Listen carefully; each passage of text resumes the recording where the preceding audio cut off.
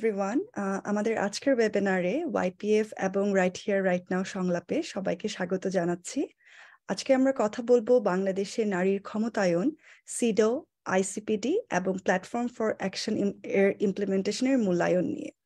আমার নাম সাইমা মাতিন। আমি বর্তমানে ইয়ুথ পলিসি ফোরামে জেন্ডার অ্যান্ড ইনক্লুশন পলিসি টিমের লিড হিসেবে কাজ করছি এবং তারই সাথে আমি ইউএসএতে পোর্টল্যান্ড স্টেট ইউনিভার্সিটি এবং অ্যারিজোনা স্টেট ইউনিভার্সিটিতে ব্যবসা এবং অর্থনীতি পড়াচ্ছি।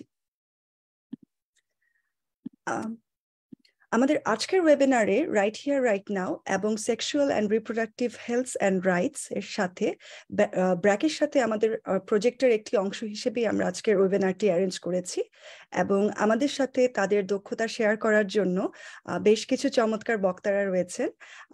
and I really welcome you for your time and insights that you are going to share with us today.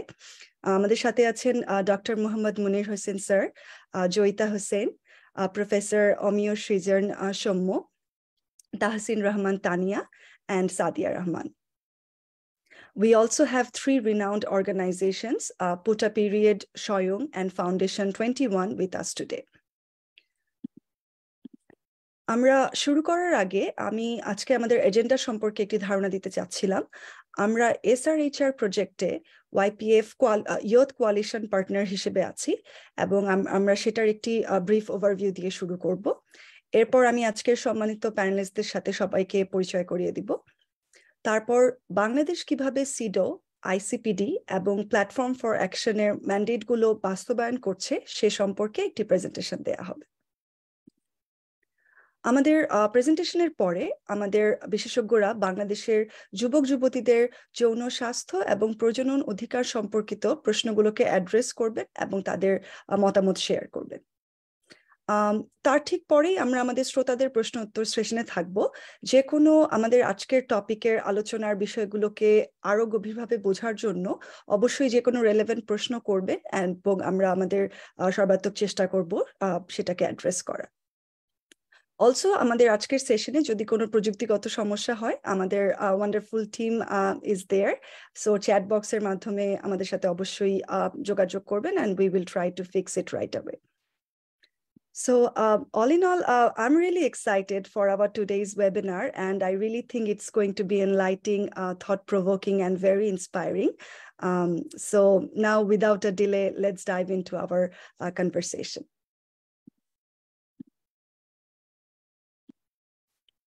আমি একটু ছোট্ট করেই YPF দিয়ে শুরু করছি। আমরা জানি যে YPF ইয়ুথদের নীতি সংলাপে অবিচ্ছেদ্য করে তোলার আকাঙ্ক্ষা করে এবং নীতি শিক্ষা, গবেষণা, সংলাপ এবং অ্যাডভোকেসির মাধ্যমে আমাদের যারা ইয়ুথ আছে বাংলাদেশের তাদেরকে ইনভলভ করার চেষ্টা করে থাকে।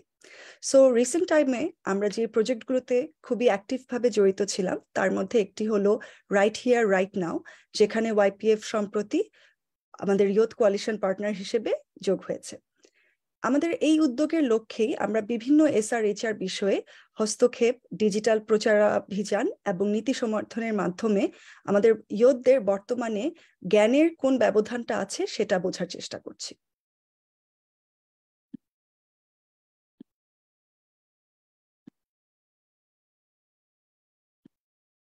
আমি এরপর চলে যাচ্ছি আমাদের আজকে যে এস্টিম প্যানেলিস্টরা আমাদের সাথে আছেন তাদেরকে আমি একটু সংক্ষিপ্তভাবে পরিচয় করাই দিচ্ছি। ফার্স্টেই আমাদের সাথে আছেন doctor Mohammad Munir Hossain sir. So Dr. Mohammad Munir Hossain sir, he is the program analyst, adolescent and youth at UNFPA. He has an MBBS degree from Faridpur Medical College and a master's degree in development studies from University of Dhaka. Before joining UNFPA, sir has served as a project manager at Plan International, focusing on adolescent sexual and reproductive health and rights. He has also conducted research as a research investigator at ICDDRB and worked as a health specialist at Plan International. He has been specializing in youth-focused development and health projects. As a program manager at the Population Services and Training Center, he has successfully managed an HIV and AIDS prevention project, overseeing implementation, budgeting, and reporting. Throughout his career, Dr. Hossain has been committed to knowledge, management and fostering institutional learning in adolescent and youth programs. We are very glad, sir, that you could join us today. Thank you so much. Thank you very much for having me here today. Thank you. We also have Ms. Joita Hussain with us today, and she is the dedicated child rights advocate, currently serving as a project coordinator at Nagorik Udyog for the last 9 years. Ms. Joita's work involves actively improving the lives of children and supporting the Dalit community and local governance at the grassroots level. With a master's degree in development studies from North-South University and a bachelor's degree in economics from the same institution, Ms. Joita combines academic expertise with practical experience to positively impact vulnerable children's life. Thank you so much, Ms. Joita, for joining us today. Hi, everyone. Thank you for having me here.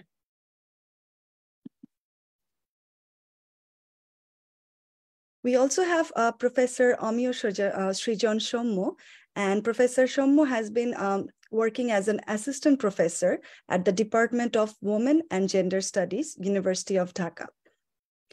Sir holds degrees in a bachelor and master's from the same department and an MSc in Gender and Development Studies from the Asian Institute of Technology in Thailand. Sir has conducted research with institutions like the University of Vanderbilt and the World Health Organization. His research interests cover gender and development, youth and public health, development economics, ICT, cybersecurity, gender and migration, and livelihood mechanisms. Sir is committed to addressing social and development challenges through his diverse research pursuits. Welcome, sir, in our webinar today. Thank you so much. Thank you for having me here. Likewise. We also have Tahsin Rahman Tania, and Ms. Rahman is here with us today, and she has a MDS degree, and she has been actively involved in the development sector since 2019, focusing on sexual and reproductive health and rights. She is a dedicated member of Nari Pokkho, currently serving as a full-time staff within the Right Here, Right Now Phase 2 program. Her journey with Nari Pokkho started as an intern and research fellow for the Right Here, Right Now Bangladesh program, providing her with valuable experience. Ms. Rahman specializes in working with youth and adolescents, including the gender diverse population, and maintains regular communication with advocates in the program implementation areas. Her area of particular interest and focus include gender justice and health, where she actively contributes to making a positive impact. Thank you, Ms. Rahman, for joining us today. Thank you so much for giving me the opportunity. Absolutely, likewise. Last but not the least, we have Ms. Sadia Rahman with us today, and she is the manager of FP 2030 at Family Planning 2030 Asia and the Pacific Hub. She is an accomplished professional focusing on youth and adolescent partnerships in advancing family planning initiatives. Her educational background includes a bachelor degree in international marketing and a master's in peace, conflict, and human rights studies from Bangladesh University of Professionals. Ms. Rahman provides a unique expertise in strategic communication and human rights. Prior to her current role, she has served as a technical coordinator at the Center for Reproductive Rights, where she made valuable contributions to reproductive rights and women's health. Thank you so much, Ms. Rahman, for joining us today. Thank you so much for having me. Thank you. Here goes the introduction of our panelists today, and now we will be moving towards our presentation section. So আজকে আমরা বাংলাদেশের নারীর ক্ষমতায়ন বিষয়ে কথা বলবো, এবং এক্ষেত্রে আমরা জানি যে 3টা ইন্টারন্যাশনাল ম্যান্ডেট যে আছে CEDAW, ICPD এবং প্ল্যাটফর্ম ফর অ্যাকশন, সেটার পরিপ্রেক্ষিতে বাংলাদেশে কতটুকু ইমপ্লিমেন্ট হয়েছে সেটারই মূল্যায়ন নিয়ে রুবায়েত সানজানা প্রেজেন্টেশনটি পরিচালনা করবেন। রুবায়েত হচ্ছে আমাদের YPF এ সম্পাদকীয় দলের লিড হিসেবে কাজ করছেন। Over to you, Rubayat. Hello everyone. আসসালামু আলাইকুম, শুভ সন্ধ্যা। আজকে আমাদের ওয়েবিনারের বিষয় হলো বাংলাদেশের নারী ক্ষমতায়ন, সিডো, আইসিপিডি এবং প্ল্যাটফর্ম ফর অ্যাকশন ইমপ্লিমেন্টেশনের মূল্যায়ন। আমরা এক্ষেত্রে দেখব বাংলাদেশে এই তিনটি ম্যান্ডেটে কতটুকু অর্জন করেছে। সো ফার্স্টে যদি সিডো নিয়ে বলি, সিডো হচ্ছে মূলত নারীর প্রতি সকল প্রকার বৈষম্য বিলোপ একটি সনদ, যা 1979 সালে প্রথম গৃহীত হয় এবং পরবর্তীতে এটি 1981 সালে স্বাক্ষরিত হয়। মোট 30টি অনুচ্ছেদ আছে এতে এবং একটি অপশনাল বা ঐচ্ছিক প্রোটোকল আছে, এবং এখানে হচ্ছে র্যাটিফিকেশন বা অনুসমর্থন এবং রিজার্ভেশন বা বর্জন দুইটা টার্মিনোলজি এখানে ব্যবহৃত হয়। তো এর সাপেক্ষে উদাহরণ হিসেবে বলা যায় যে বাংলাদেশ হচ্ছে রিজার্ভেশন এর পক্ষে কাজ, মানে এর সাথে যায় বিষয়টা, কেননা বাংলাদেশে হচ্ছে আমাদের যে শরিয়া আইন আছে পবিত্র আল কোরআন এবং সুন্নাহর উপর ভিত্তি করে, সেটার সাথে হচ্ছে কিছুটা কনফ্লিক্ট হয় বিধায় সিডোর আর্টিকেল 2, 13, 16 এই তিনটা আর্টিকেলকে তারা হচ্ছে রিজার্ভেশন করে। Then next slide. এরপর হচ্ছে যদি বলি বাংলাদেশের ক্ষেত্রে কতটুকু অর্জন করেছে এর মধ্যে ইতিমধ্যে, তো সেক্ষেত্রে দেখা যায় যে বাংলাদেশ এ পর্যন্ত 3টা রিপোর্ট পাবলিশ করেছে এবং মানে সর্বশেষ 3টা রিপোর্ট পাবলিশ হয়েছে, এবং সর্বশেষ রিপোর্ট হচ্ছে এজ রিপোর্ট, যেটা হচ্ছে 2015 সালে পাবলিশ হয়, এবং এর পরবর্তীতে আর কোনো রিপোর্ট পাবলিশ হয়নি, যার মাধ্যমে বোঝা যায় যে সিডোর সাথে বাংলাদেশের সাথে সিডোর যে কার্যক্রমটা সেটা কতটুকু সীমাবদ্ধ আছে। এবং মূলত হচ্ছে বাংলাদেশ হচ্ছে সিডোর যে অনুচ্ছেদগুলোর উপর মেইনলি ফোকাস করে, সেটা হচ্ছে reproductive health, better education, and সবচেয়ে গুরুত্বপূর্ণ সেটা হচ্ছে নারীর ক্ষমতায়ন অথবা কর্মসংস্থানের ব্যবস্থা করা। এছাড়া আমাদের কিছু এর সাথে সামঞ্জস্যপূর্ণ কিছু অ্যাক্টও নিয়েছে গভর্নমেন্ট, যেমন acid crime control act. Next slide. এখন যদি বলি এই ক্ষেত্রে পলিসি গ্যাপটা কোথায়, যে সিডোর সনদে এবং বাংলাদেশ হচ্ছে তার মতো করে বেশ কিছু পলিসি এবং অ্যাক্ট নিয়ে তোমার। সো এক্ষেত্রে হচ্ছে সিডো মূলত নারী এবং সকল বয়সের নারী এবং মেয়েদের প্রতি যে সহিংসতা বা বৈষম্য হয় সেটা দমন করার জন্য বা সেটা কমিয়ে আনার জন্য কাজ করে। অপরদিকে আমাদের বাংলাদেশ সরকারও সেটা কাজ করে, কিন্তু বাংলাদেশ সরকারের বর্তমানে মেইন ফোকাসটা হচ্ছে অর্থনৈতিক, রাজনৈতিক এবং সামাজিক ক্ষেত্রে সর্বক্ষেত্রে নারীর পার্টিসিপেশন বা নারীর যে ক্ষমতায়ন সেটাকে নিশ্চিত করা। এছাড়া আরেকটা গ্যাপ যদি বলি, সেটা হচ্ছে বর্তমানে দেখা যায় যে আমাদের গণমাধ্যমের ক্ষেত্রে বিষয়টা দেখা যায় যে কোন একজন ভিকটিমের সাথে ভিকটিম প্লেইং বিষয়টা লক্ষ্য করা যায়। সেক্ষেত্রে দেখা যায় যে তারা হচ্ছে আদালত অথবা তাদের সাথে যে একটা অপরাধ হয়েছে সেটার জন্য তারা কর্তৃপক্ষের কাছে সাহায্য চেতে পারে না, because of the victim blaming situation. And আরেকটা এই লয়ের যে গ্যাপ সেটা বলবো, সেটা হচ্ছে ম্যারিটাল রেপ। এই বিষয়টি এখানে অন্তর্ভুক্ত নয়, এবং যার জন্য যে আমাদের ইথনিক মাইনরিটিস আছে তারাও এই লটা দ্বারা আনরিকগনাইজড হয়েছে। Next slide. এরপর বলবো আমি যে international conference on population and development, or in short ICPD, আন্তর্জাতিক জনসংখ্যা এবং উন্নয়ন সম্মেলন। এটি হচ্ছে কায়রোতে 1994 সালে হয়, এবং বিশ্বের প্রায় 179টি সরকার প্রধান হচ্ছে সেই সময় প্ল্যান অফ অ্যাকশন বা একটা কর্ম পরিকল্পনা হচ্ছে অনুমোদন করে। এবং এখানে যে এটার যে মূল বিষয়গুলো বা যে বিষয়গুলোকে এখানে ফোকাস করা হয়েছে সেটা হচ্ছে reproductive health care, empowerment of women and reproductive health, and highlighted the abolition of discrimination against women. এখানে হচ্ছে সে সময় এই সম্মেলনে কিছু স্পেসিফিক বা নির্দিষ্ট কিছু লক্ষ্য নির্ধারণ করা হয়। তার মধ্যে উল্লেখযোগ্য হলো gender based violence, access to family planning, এবং ম্যাটার্নাল এবং চাইল্ড মর্টালিটি অর্থাৎ মাতৃ এবং শিশু মৃত্যুর হারকে নিয়ন্ত্রণে আনা, এবং এজন্য এবং এর মূল উদ্দেশ্য হচ্ছে যাতে ইকোনমিক গ্রোথ বা অর্থনৈতিক প্রবৃদ্ধি এবং সাস্টেনেবিলিটি যাতে এনশিওর করা যায়। Next slide. এখন যদি বলি যে আইসিপিডি এবং বাংলাদেশের এই সম্মেলন এবং এই সম্মেলন থেকে বাংলাদেশের অর্জন কতটুকু, তো সেক্ষেত্রে দেখা যায় যে বাংলাদেশ হচ্ছে 2019 সালে 16 দিনের একটা অ্যাক্টিভিজম, ন্যাশনাল লেভেলে একটা অ্যাক্টিভিজম ডায়ালগের আয়োজন করে, যেখানে হচ্ছে তারা 10টা নির্দিষ্ট লক্ষ্য নেয় মূলত হচ্ছে সেক্সুয়াল হ্যারাসমেন্টকে অ্যাড্রেস করা এবং প্রমোটিং দ্য জেন্ডার ইকুয়ালিটি বা জেন্ডার সমতাকে হচ্ছে প্রমোট করা এবং জেন্ডার বেসড যে ভায়োলেন্স গুলো আছে সেটাকে কিছুটা দমন করা। এবং এক্ষেত্রে হচ্ছে একটা প্রজেক্ট নেওয়া হয় 2019 সালে UNFPA থেকে, যেটা মূলত হচ্ছে যেখানে আমাদের যারা কিশোর কিশোরী আছে তারা হচ্ছে হেল্পলাইনের মাধ্যমে তাদের সেক্সুয়াল রিপ্রোডাক্টিভ হেলথ আর জেন্ডার বেসড ভায়োলেন্স সম্পর্কে তারা যদি কোনো ইনফরমেশন জানতে চায় সেটা তারা সেখান থেকে কালেক্ট করতে পারবে। এছাড়া উল্লেখযোগ্য একটি বিষয় হলো বাংলাদেশ ইতোমধ্যে মাতৃমৃত্যু এবং শিশু মৃত্যুর হারে বেশ উল্লেখযোগ্য সাফল্য অর্জন করেছে এবং এক্ষেত্রে তারা বেশ কিছু ইনিশিয়েটিভ নিয়েছে বাংলাদেশ গভর্নমেন্ট, যেমন ম্যাটারনাল, নিউনেটাল এবং চাইল্ড হেলথ। এটা হচ্ছে একটা অন্যতম গুরুত্বপূর্ণ প্রোগ্রাম এবং এক্ষেত্রে বিভিন্ন এন্টারপ্রেনিয়ার অথবা NGO বা আন্তর্জাতিক যে সংস্থাগুলো আছে তারা সাহায্য করে, যেমন ব্র্যাক অথবা আদার যারা সংস্থা আছে তারা কাজ করে for ensuring the antenatal and safe delivery care. Next slide.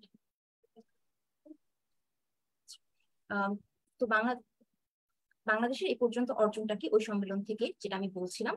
So এক্ষেত্রে হচ্ছে বাংলাদেশ আরেকটা উল্লেখযোগ্য যেটা অর্জন ইতিমধ্যে বাংলাদেশ সরকার গ্রহণ করেছে তা হলো ফ্যামিলি প্ল্যানিং এর ক্ষেত্রে promotion of contraceptive access and education, যার ফলে বর্তমানে পার ওমেনে ফার্টিলিটি রেট হচ্ছে 2.3 এবং এর জন্য বাংলাদেশ বিভিন্ন প্রোগ্রেসিভ পলিসিও নিয়েছে to address the violence against women and girls. এবং এখানে একটা সিস্টেমে গ্যাপ লক্ষ্য করা যায়, যেটার জন্য 2022 জানুয়ারি থেকে অক্টোবর পর্যন্ত রিপোর্ট পাবলিশ করে যথাক্রমে মানুষের জন্য ফাউন্ডেশন এবং আইন ও সালিশ কেন্দ্র। মানুষের জন্য ফাউন্ডেশনের রিপোর্ট অনুযায়ী দেখা যায় যে প্রায় 505 জন শিশু হচ্ছে সেক্সুয়াল ভায়োলেন্সের শিকার হয়েছে গত বছর 8 মাসে, এবং যেখানে আইন ও সালিশ কেন্দ্রের রিপোর্ট অনুযায়ী দেখা যায় প্রায় 830 জন নারী সে সময় রেপ কেস ধর্ষণের শিকার হয়েছে। Next slide. আচ্ছা, এক্ষেত্রে যদি পলিসি গ্যাপ কোনটা সেটা যদি আইডেন্টিফাই করতে চাই তাহলে বলবো যে কিছু স্টিগমা বা ট্যাবু এবং সাংস্কৃতিক কিছু ফ্যাক্টর রয়েছে বা ক্ষেত্র রয়েছে যেগুলো হচ্ছে মূলত নারীদের এসব ক্ষেত্রে এগিয়ে যাওয়ার ক্ষেত্রে, নারীদের তাদের কর্মক্ষেত্রে বা বিভিন্ন ক্ষেত্রে এগিয়ে যাওয়ার ক্ষেত্রে বাধা প্রদান করে। এবং এক্ষেত্রে বাংলাদেশেরও কিছু রিসোর্স কনস্ট্রেন্ট রয়েছে এবং এক্ষেত্রে বাংলাদেশ কিছু চ্যালেঞ্জেস ফেস করে। আরেকটা উদাহরণস্বরূপ বলা যায় যে 2022-23 অর্থ বছরে বাংলাদেশ সরকার স্বাস্থ্য ক্ষেত্রে হচ্ছে প্রায় 369 বিলিয়ন টাকা নির্ধারণ করে, যা টোটাল বাজেট আমাদের পুরো বাজেটের 5%-রও কম। এছাড়া আমাদের কিছু ডিপ রুটেড জেন্ডার নর্মস এবং অসমতা রয়েছে, যার জন্য দেখা যায় যে আমাদের যারা রুরাল এরিয়া যারা নারী এবং মেয়েরা আছে তারা বিভিন্ন ধরনের সমস্যা ফেস করে থাকে। Next slide. আচ্ছা, এবং লাস্টলি আমি যদি বলি প্ল্যাটফর্ম ফর অ্যাকশন, এই ম্যান্ডেটের কথা, এটা হচ্ছে এখানে 12টা ক্রিটিক্যাল এরিয়া নিয়ে হচ্ছে ডিসকাস করা হয়েছে এবং এটা আজ থেকে প্রায় 23 বছর আগে নেওয়া হয় এবং এখানে 189টা দেশ হচ্ছে স্বাক্ষর করে। এবং আরেকটা গুরুত্বপূর্ণ বিষয় যে এটি সংগঠিত হওয়ার প্রায় 28 বছর হয়ে গেল, এখনো পর্যন্ত কোনো ন্যাশন বা কোনো কান্ট্রি এটা ফুললি এর সবগুলো এই 12টা যে এরিয়া বা যে ম্যান্ডেটগুলো উল্লেখ আছে সবগুলো এটা অ্যাচিভ করতে পারেনি। এবং তার মধ্যে উল্লেখযোগ্য হলো যে gender pay gap, care workload, violence against women and maternal mortality rate etcetera. Next slide.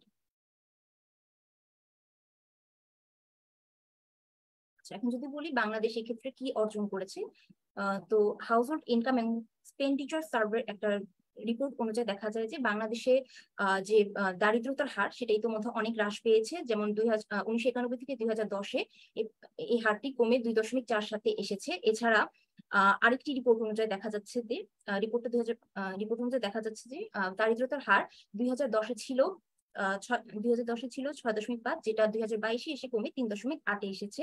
এবং এক্ষেত্রে আরেকটি উল্লেখযোগ্য যে এখানে ইনফরমেশন উল্লেখ আছে সেটা হলো এক্ষেত্রে দেখা যাচ্ছে সাক্ষরতার হার এটাও বাংলাদেশে বৃদ্ধি পাচ্ছে এবং এক্ষেত্রে মেয়েদের সংখ্যা দিন দিন ছেলেদের তুলনায় বৃদ্ধি পাচ্ছে। Next slide.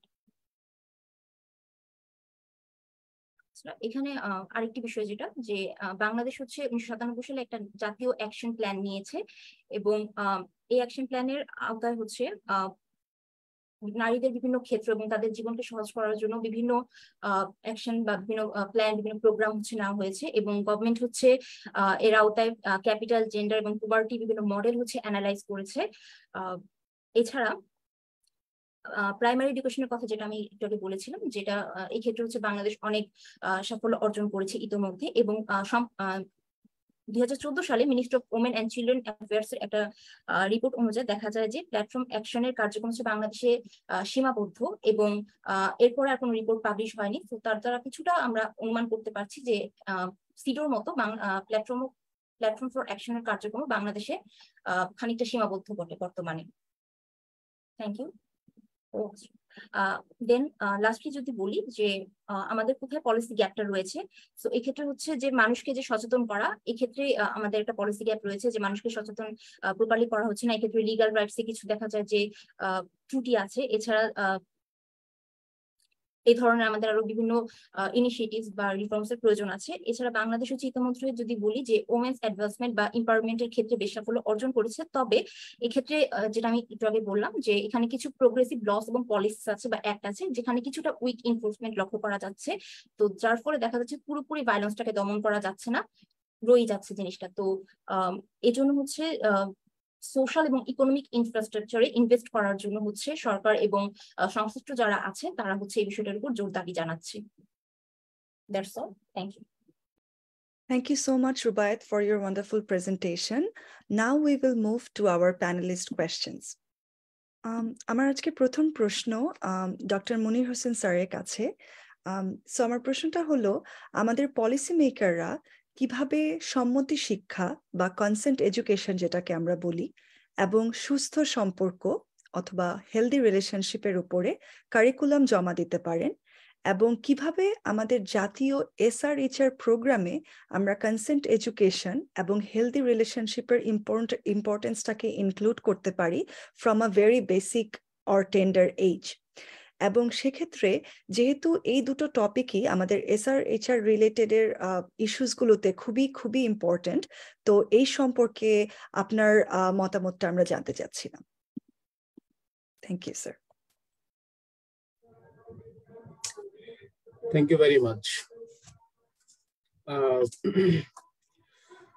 আপনার প্রশ্নটি খুবই চমৎকার, এবং এই প্রশ্ন দিয়ে শুরু করাটা আমার মনে হয় খুবই ভালো, যে কনসেন্ট এবং হেলদি রিলেশনশিপ জায়গাটা খুব ইম্পর্টেন্ট। বিশেষ করে আমরা যে পলিসি ডকুমেন্ট গুলো নিয়ে আলোচনা করলাম, ইন্টারন্যাশনাল গাইডলাইন গুলো আলোচনা করলাম, CEDAW, ICPD, প্ল্যাটফর্ম অ্যাকশন, সেখানে এই consent education on consent or consent practice এবং হেলদি রিলেশনশিপটা, এই জায়গাটা একটা পিভটাল রোল প্লে করে আমাদের ওই যে CEDAW, ICPD, প্ল্যাটফর্ম অ্যাকশনের যে গোলগুলো রয়েছে অ্যাচিভ করতে গেলে এই বিষয়গুলো খুব ইম্পর্টেন্ট। এখন প্রশ্ন হচ্ছে যে কনসেন্টের এডুকেশন অন হেলদি রিলেশনশিপ, এটা কিভাবে আমরা অ্যাডোলেসেন্ট বা ইয়ুথদেরকে, ইয়াং পিপলকে আমরা দিতে পারি, গভর্নমেন্টে কি কি প্রোগ্রাম আছে, আমাদের কোথায় কি ধরনের সুযোগ আছে। আমরা যদি একটু দেখি যে আমাদের যে আপনি বললেন SRHR প্রোগ্রাম মূলত কিন্তু মিনিস্ট্রি অফ হেলথের আন্ডারে বাংলাদেশে পরিচালিত হয়। তো আনফরচুনেটলি যেটা আমরা দেখতে পেয়েছি, ট্রেডিশনালি বাংলাদেশে SRHR প্রোগ্রামটা ডিজাইন হয়েছে ফর দি ম্যারিড কাপলস, যার কারণে যারা আনম্যারিড তারা কিন্তু এখানে লেফট আউট। এবং সেখানে কিন্তু যখন SRHR প্রোগ্রামটা আসলে এখানে ইনগ্রেডিয়েন্ট গুলো হলো maternal health, neonatal health, family planning, এই বিষয়গুলো, এখানে কিন্তু হেলদি রিলেশনশিপের কনসেপ্টটা কিন্তু এর আগে কখনোই আনা হয়নি। আর ইদানিং কালে যেটা হয়েছে, গত কয়েক বছর যাবত UNFPA গভর্নমেন্টের সাথে কাজ করছে, রাইট, আপনার মিনিস্ট্রি অফ হেলথের একটা জেন্ডার ইকোনমিক ইউনিট আছে, সো তাদের সাথে কাজ করছে যাতে এই হেলথ প্রোগ্রাম অর্থাৎ SRHR প্রোগ্রামে জেন্ডার বেস ভায়োলেন্স বিষয়টাকে ইনকর্পোরেট করা যায়, অর্থাৎ health sector response to GBV এই বিষয়টাকে আনা যায়। সেখানে কিন্তু রিলেশনশিপের বিষয়টা আপনার একটা লেভেলে কভার করা যায়। কিন্তু আমরা যদি আসলে দেখি বাংলাদেশের যে পপুলেশন কোহোর্ট, বিশেষ করে যারা ইয়াং পিপল, তারা কিন্তু they are going to the school more and more. আগের চেয়ে ড্রপ আউট কমে যাচ্ছে, স্কুল অ্যাটেন্ডেন্স বেড়ে যাচ্ছে, এবং আমার প্রেজেন্টেশনে শুনলাম যে আপনার স্কুলে মেয়েদের পার্টিসিপেশনটা বেড়ে যাচ্ছে, এবং অনেক জায়গায় বিশেষ করে আমরা দেখি সেকেন্ডারি লেভেলে এখন কিন্তু মেয়েরা কিন্তু নাম্বারে বেশি ছেলেদের চেয়ে। তো সেই জায়গাটাতে আসলে আমাদের SRHR এডুকেশন বা কনসেন্ট এডুকেশনটা আনা দরকার। বাট আমরা এখনো পর্যন্ত যে যে কারিকুলাম স্কুলে ফলো করা হচ্ছে 2012 সালে এনসিটিভি যে কারিকুলাম নিয়েছে সেখানে কিন্তু আসলে কনসেন্ট এডুকেশন আর এসআরএইচ এডুকেশনের বিষয়টা খুব বেশি হাইলাইট হয় নাই। কনসেন্ট এডুকেশন তো একদমই না, হ্যাঁ, কনসেন্টের কনসেপ্টটা এখানে একদমই অ্যাবসেন্ট। এসআরএইচ এর জায়গা থেকে কিছু আপনার অ্যাডোলেসেন্ট পিভটাল চেঞ্জ বা মিনস্ট্রাল ম্যানেজমেন্ট এই বিষয়গুলোর কিছু কভারেজ দেয়া হয়েছে। কিন্তু খুবই আশার কথা হচ্ছে যে এনসিটিভি তার কারিকুলাম গুলো রিভিশন প্রসেসে আছে এবং তার রিভিশন করছে। সেখানে নতুন একটি কারিকুলাম তারা ইন্ট্রোডিউস করেছেন, সেটা হলো হেলথ অ্যান্ড প্রোটেকশন, স্বাস্থ্য সুরক্ষা যেটাকে বলছে। এর পাশাপাশি ডিজিটাল লিটারেসি এবং লাইফ অ্যান্ড লাইভলিহুড এই বিষয়, এই দুটো সাবজেক্ট ইন্ট্রোডিউস করা হয়েছে। এবং আমরা দেখেছি যে এই সাবজেক্ট গুলোতে কনসেন্ট এডুকেশনটা বিভিন্ন ভাবে কিন্তু এখানে আনার একটা প্রয়াস রয়েছে এবং আনা হয়েছে। আমার মনে হয় যে আমাদের সামনে যে কি বলে জেনারেশন আসছে তারা কিন্তু এই কারিকুলামের মাধ্যমে এই কনসেন্ট এডুকেশন এবং এসআরএইচআর এডুকেশনটা তারা এই স্কুলের মাধ্যমেই পাবে। বাট যেটা হচ্ছে যে আমাদেরকে দেখতে হবে যে এই স্কুলে কি সব ছেলে মেয়ে যায় কিনা। আমাদের একটা বিশাল অংশ কিন্তু যায় হচ্ছে টেকনিক্যাল এন্ড ভোকেশনাল ইনস্টিটিউট গুলোতে, সেখানে আসলে কাজ করার অনেক সুযোগ আছে। সেই জায়গা থেকে আমি দৃশ্যমান কোনো ধরনের কি বলে আপনার উদ্যোগ আমরা দেখতে পাচ্ছি না। ইউএনএফপিএ 2018-19 সালে ন্যাশনাল স্কিলস ডেভেলপমেন্ট অথরিটির সাথে এই কম্পিটিশন এডুকেশন রিলেটেড কতগুলো কম্পিটেন্সি তৈরি করেছিল এনএসডি এর সাথে, এবং সেগুলো বাংলাদেশের 8000 টেকনিক্যাল ভোকেশনাল ইনস্টিটিউটে পাঠানো হয়েছিল। কিন্তু পরবর্তীতে আমরা আসলে সেই প্রকল্পটা ওইভাবে স্কেল আপ হয়ে যে কন্টিনিউ করবে সেটা আর হয়নি। কোভিড সিচুয়েশন প্লাস অন্যান্য কারণে গভর্নমেন্টের প্রায়োরিটি জায়গাটা থেকে আমরা খুব ফোকাস দেখতে পাইনি, যার কারণে ওখানে আমরা স্টলড হয়ে আছি। এর বাইরেও কিন্তু একটা বড় সংখ্যক young people not going to school, not training center, they are in job. So in different industry-তে আছে, সেই জায়গা থেকে আসলে কাজ করার আরেকটা বড় সুযোগ কিন্তু রয়েছে আমাদের। আর নিড পপুলেশনও রয়েছে, তার এডুকেশন ট্রেনিং বা কোথাও নাই। সো এই পপুলেশনকে আসলে রিচ করার জন্য মিনিস্ট্রি অফ উইমেন অ্যাফেয়ার্স এর অনেক বড় বড় প্রোগ্রাম আছে, কিন্তু প্রোগ্রামগুলো আমরা সবসময় দেখতে পাই যে এই প্রোগ্রামগুলো পলিসি ওয়াইজ স্ট্র্যাটেজি ওয়াইজ খুব ভালো স্ট্রং প্রোগ্রাম নেওয়া হয়, কিন্তু ইমপ্লিমেন্টেশন লেভেলে যথেষ্ট দুর্বলতার কারণে গুড গভর্নেন্স বা এই জায়গাটাতে আমরা খুব ঘাটতি দেখি, যার কারণে আসলে যে উদ্দিষ্ট যে সফলতা সেটা আমরা দেখতে পাই না, এবং আলটিমেটলি ইয়াং জেনারেশন বা ইয়াং পিপল খুব বেশি লাভবান হয় না। তা আমার মনে হয় এই জায়গায় অনেক কাজ করার সুযোগ আছে। আমি এই পর্যায়ে থামবো। আমার মনে হয় যদি সাপ্লিমেন্টারি কোয়েশ্চেন হয় বা ফার্দার কোনো কোয়েশ্চেন থাকে সেটা রেসপন্ড করবো। Thank you very much. Thank you so much sir. এবং এটাই আমরা জানতে চাচ্ছিলাম যে যেহেতু কনসেন্ট এডুকেশন এবং হেলদি রিলেশনশিপের টপিকগুলো বা কনসেপ্টগুলো আমরা এখন অনেক শুনি এবং বাংলাদেশে এটা ইমার্জিং কনসেপ্ট, বাট আপনার থেকে জেনে খুব ভালো লাগলো যে এখন হেলথ অ্যান্ড প্রোটেকশনের কোর্স আসছে। এবং অলদো আপনি খুবই ভালো একটি পয়েন্ট এখানে উল্লেখ করেছেন যে আমরা কারিকুলামে ইনক্লুড করলে কতটুকু ইয়তদের রিচ করতে পারছি। সেক্ষেত্রে আমার কাছে পার্সোনালি মনে হয় যে অ্যাজ কমিউনিটি আউটরিচ হিসেবেও আমাদের কাজ আছে। স্যার যেরকম বললেন যে পপুলেশন, আমাদের আরেক পপুলেশন টেকনিক্যাল এবং মাদ্রাসায় আছে, টেকনিক্যাল ফিল্ডে আছে, বাট আরো কিছু পপুলেশন আছে যারা হয়তো স্কুল কলেজের অ্যাক্সেসটাই পাচ্ছে না, কিন্তু এই নলেজটা তো সবভাবেই সবার দরকার। তো সেক্ষেত্রে কমিউনিটি অ্যাওয়ারনেসও হয়তো অনেক ভালো ভূমিকা রাখতে পারবে। Thank you so much sir. আরেকটা যোগ করি, আরেকটা ইয়াং গ্রুপ কিন্তু রয়ে গেছে যারা হচ্ছে আমাদের দেশের কওমি মাদ্রাসায় যাচ্ছে। বাংলাদেশে প্রায় 14,000 কওমি মাদ্রাসা আছে, সেখানে কয়েক লক্ষ, প্রায় 10 থেকে 12 লক্ষ ইয়াং পিপল কিন্তু সেখানে যাচ্ছে। সুতরাং সেই এডুকেশন সিস্টেমটা কিন্তু আসলে গভর্নমেন্টের রেগুলেটেড না, গভর্নমেন্ট জানেও না, আমরা খুব বেশি এটা সম্পর্কে জানি না। সেই জায়গাতেও কিন্তু আসলে কাজের একটা সুযোগ রয়েছে।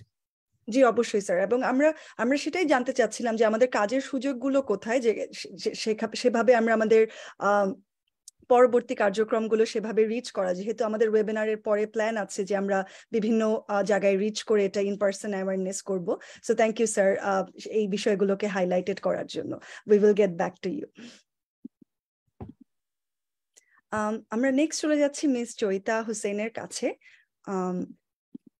মিস হোসেনের কাছে আমার কোয়েশ্চেনটা হলো সংযোজনশীলতা, যেটাকে আমরা ইনক্লুসিভিটি বলে থাকি, এবং ইন্টারসেকশনালিটি, সো সিডওতে কিন্তু কিছু মৌলিক প্রিন্সিপালের মধ্যে এই দুটো অবশ্যই আছে।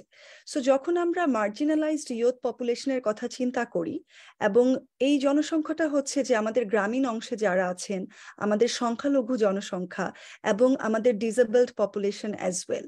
সো আমরা জানি যে এই ক্ষেত্রে আমাদের তাদের যে সেক্সুয়াল এবং প্রজনন স্বাস্থ্যের লিমিটেশনটা আছে, নলেজের লিমিটেশনটা, তো যখন আমরা সেটাকে অ্যাড্রেস করার চেষ্টা করছি, আমরা কিভাবে নিশ্চিত করতে পারবো যে আমাদের সেবাগুলো সবার জন্য ইনক্লুসিভ এবং তার থেকেও ইম্পর্টেন্ট যে অ্যাক্সেসিবল। থ্যাংক ইউ সামিয়া আপু আমাকে সুযোগ দেওয়ার জন্য। আমি একটা জিনিস বলবো, সেটা হচ্ছে গিয়ে আমাদের শুধু রুরাল অথবা এথনিক মাইনরিটি না, আমাদের লিঙ্গুইস্টিক মাইনরিটিও কিন্তু আছে আমাদের দেশে। তারপরে আমাদের কিছু সেক্সুয়াল মাইনরিটিসও আছে, তাদের সেক্সুয়ালিটি আলাদা। আমরা হিজড়া সম্প্রদায় আছে, ট্রান্সজেন্ডার আছে, ইন্টারসেক্স কমিউনিটিস আছে। এদের নিয়ে যদি আমরা কথা বলতে চাই, রুরালের একটা প্রবলেম, রুরাল কমিউনিটি গুলোর মধ্যে অ্যাক্সেসিবিলিটি এক ধরনের প্রবলেম, সেক্সুয়াল মাইনরিটি যারা আছে তাদের অ্যাক্সেসিবিলিটিতে আরেক ধরনের প্রবলেম। সো আমাদের প্রত্যেকটা প্রবলেম যদি আমরা ডিফারেন্টলি অ্যাড্রেস না করতে পারি, তাহলে হয়তো আমরা ওভারঅল জেনেরিক যদি একটা কথা বলি তাহলে হয়তো হবে না, তাহলে আমাদের আসলে কিছু না কিছু বাদ পড়ে যাবে। সো আমি যদি প্রথমে বলি হচ্ছে মাইনরিটিস এর কথা, আমাদের মাইনরিটিস যে কমিউনিটি গুলো আছে, পার্টিকুলারলি আমি যেহেতু দলিতদের নিয়ে কাজ করি, আমি বলতে পারি তারা যেই এলাকাগুলোতে থাকে সেই এলাকাগুলোর আশেপাশে, এটা ঢাকা শহরের ভেতরে হোক অথবা ঢাকার বাইরে হোক, সেখানে পাবলিক যে কমিউনিটি যে মেডিকেল সার্ভিস গুলো আছে সেগুলো খুবই কম আছে, খুবই কম আছে, এবং তাদের অ্যাক্সেসিবিলিটিটা অনেক কম। এটা একটা স্টিগমা আছে, একটা ট্যাবু আছে এটার সাথে এক্সিস্টিং। প্লাস হচ্ছে তারা ওখানে যে খুব একটা ভালো সার্ভিসও পাচ্ছে না।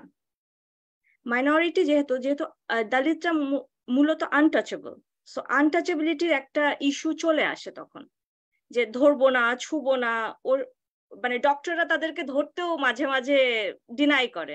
তো এই জন্য মেয়েদের এখানে মেয়েদের অ্যাক্সেসটা অনেক কম, মেয়ে ছেলে দুজনারই। আমরা যখন SRHR এর কথা বলি মাঝে মাঝে আমরা ভুলে যাই যে এটা শুধু ম্যাটারনাল হেলথ না, এটা ছেলে মেয়ে দুজনারই ব্যাপার। যে আমি ফর এক্সাম্পল আমি হিউম্যান রাইটস কমিশনে যে কথা বলছিলাম, তখন আমাদের হিউম্যান কমিশনের স্যারই বলছিলেন যে এটা কি আমরা ম্যাটারনাল হেলথ এর মধ্যে ফেলতে পারি কিনা। তখন আমার কোয়েশ্চেন ছিল, sir SRHR sexual and reproductive health rights is not only about women, এটা তো মেলদেরও ব্যাপার। আমরা সেটাই অ্যাড্রেস করতে মনে হয় আমাদের কোথাও কোথাও একটু দ্বিধা আছে, দ্বন্দ্ব আছে।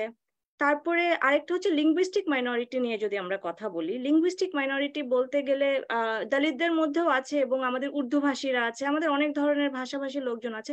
তাদের আবার এই সার্ভিসটা অ্যাক্সেস করতে অন্যরকম প্রবলেম হয়, তাদের ভাষাগত যেরকম বেশিরভাগ। এখন যদিও ইয়ত যারা আছে তারা বাংলাটা পারে, কিন্তু যারা একটু বয়স্ক তারা অনেকেই বাংলা ভাষায় কথা বলতে পারে না অথবা বাংলা খুবই কম বোঝে।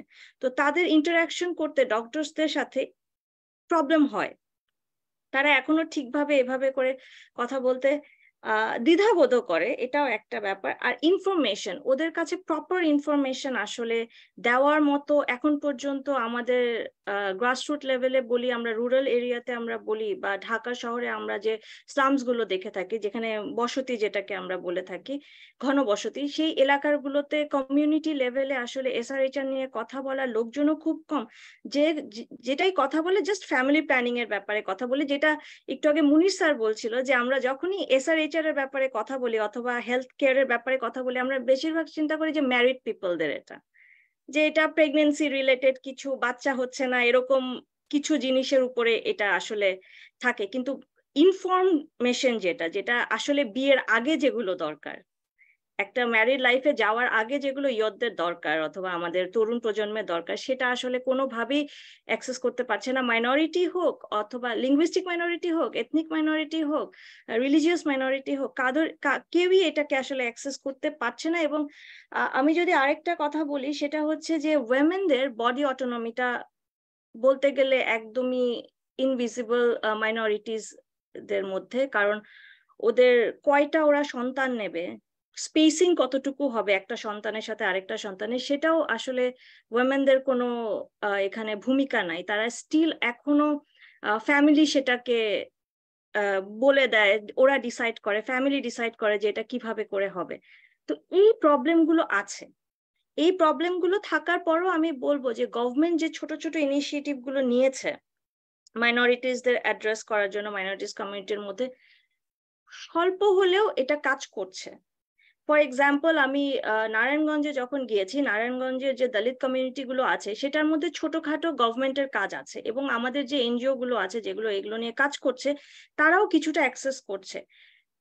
আরেকটা যেটা চ্যালেঞ্জ হয় সেটা হচ্ছে তাদের স্টিগমা, তাদের ট্যাবুগুলো, মাইন্ডসেটটা এত বেশি প্রখর, সেখানে আসলে অ্যাক্সেস করাটাও সবসময়, এটা সময় লাগবে, সময়ের একটা ব্যাপার। তো আমি মনে হয় এখানেই থামি, যদি আরো কোনো প্রশ্ন থাকে আমি পরে আনসার করবো। Thank you very much. অবশ্যই, থ্যাংক ইউ জয়িতা আপু, and I think you have raised some excellent points. যে আমরা অনেক সময় খুব কোর মাইনরিটি নিয়ে কথা বলি, বাট এক্ষেত্রে লিঙ্গুইস্টিক মাইনরিটি, সেক্সুয়াল যে মাইনরিটি গ্রুপসরা আছে, এবং রিলিজিয়াস এবং এথনিক মাইনরিটি, প্রত্যেকের ক্যারেক্টারিস্টিক্স আলাদা, এবং প্রত্যেকটা তাদের ইস্যুসগুলো আলাদা, এবং অবশ্যই ফলোয়িং বাই তাদের সলিউশনগুলো আলাদা হবে। সো আমরা অবশ্যই যখন আমরা আমাদের প্রজেক্টের রিপোর্টগুলো ড্রাফট করব, আমরা সেক্ষেত্রে ফোকাস অবশ্যই রাখবো। এবং আপু যেটা বললো যে হ্যাঁ, আমি পার্সোনালি ফিল করি যে SRHR এর যেই টপিকগুলো এখনো বাংলাদেশে তো এটা খুব ট্যাবু এবং স্টিগমা হিসেবে কাজ করে পাবলিকলি বলতে। এবং আপু যেটা বললো যে it's not about only women's health as much as men's health, এবং সেটা নিয়েও আমাদের খুবই অ্যাক্টিভলি কথা বলা উচিত। So thank you so much আপু for your insight, and we will get back to you soon. আমরা নেক্সট চলে যাচ্ছি প্রফেসর অমিয় সৃজন স্যারের কাছে। সো আমি স্যারের থেকে জানতে চাচ্ছিলাম যে আমরা ইদানিং গত কয়েক বছর ধরেই আমরা এই টপিকটা নিয়ে অনেক কথা বলা শুরু করেছি, যে সাইকোলজিক্যাল বা মেন্টাল ওয়েলবিং।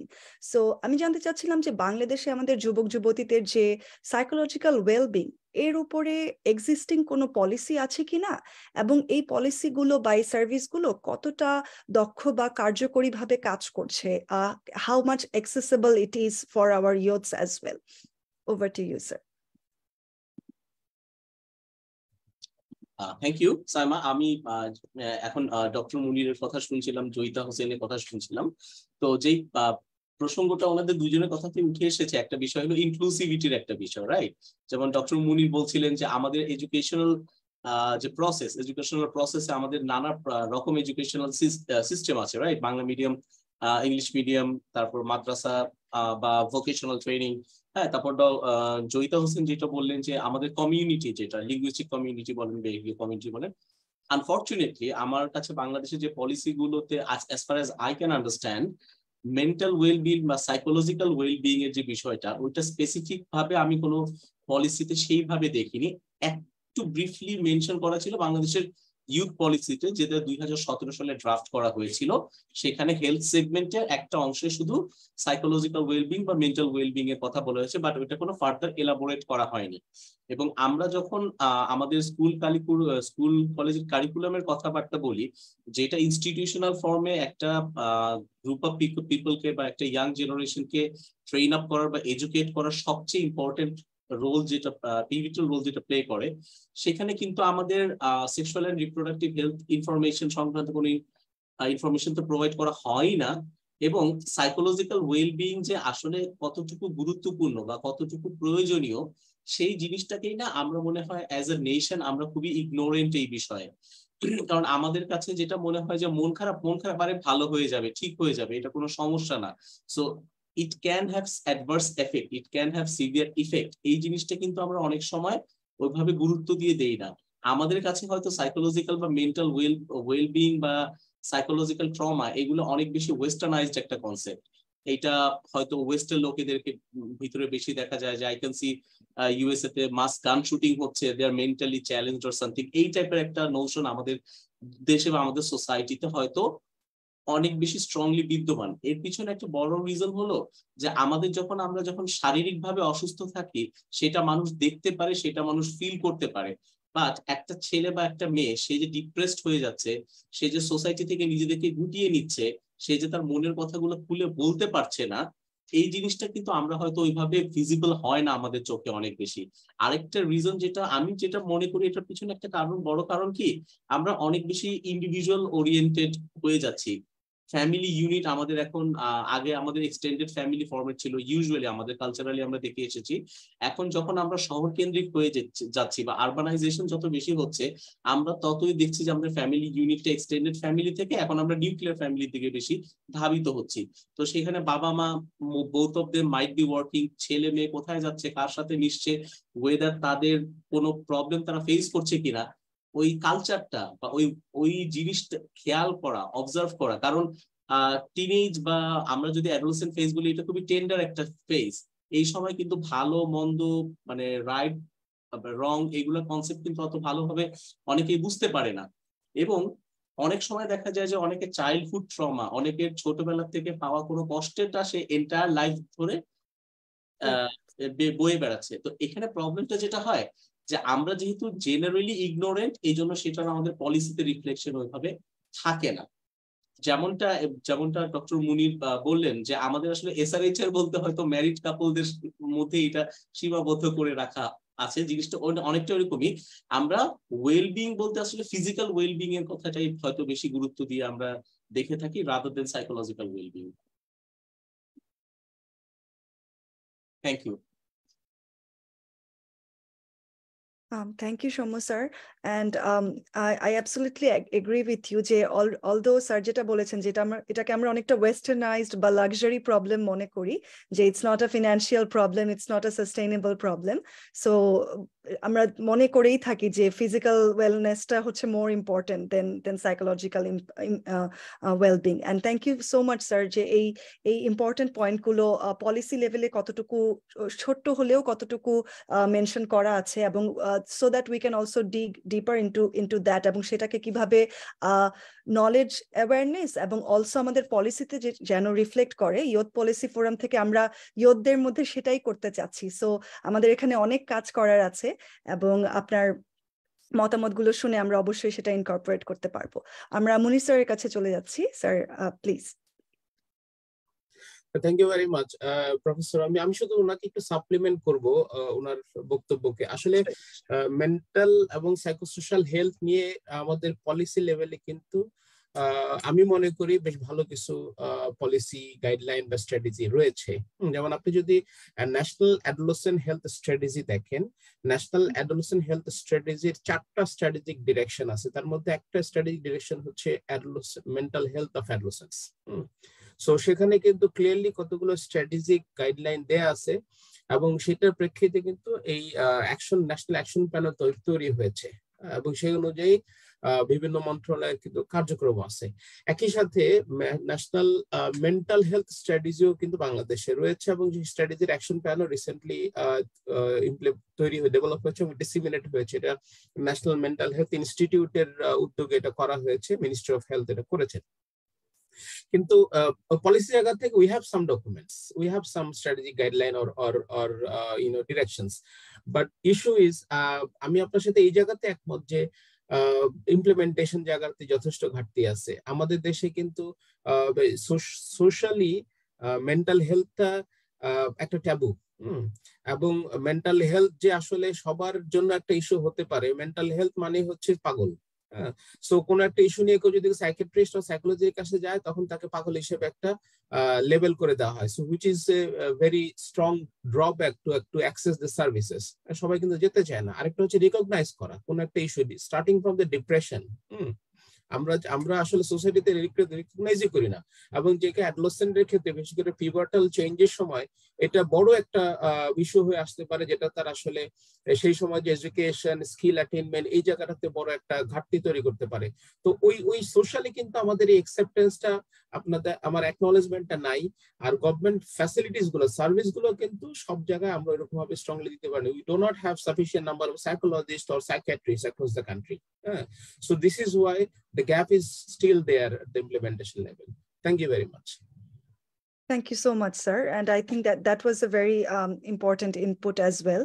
এবং এই টার্মটাই যে first to make that first call to recognize it and সেই ফার্স্ট কলটা করে একটি থেরাপিতে যাওয়া বা একটা কনসালটেন্টের কাছে যাওয়া, সেই গ্যাপটা ব্রিজ করতেই দেখা যায় অনেক সময় বছর কেটে যায়। সো সেই গ্যাপগুলো যেন কমিয়ে আনা যায়, আমরা সেই চেষ্টাটাই করব।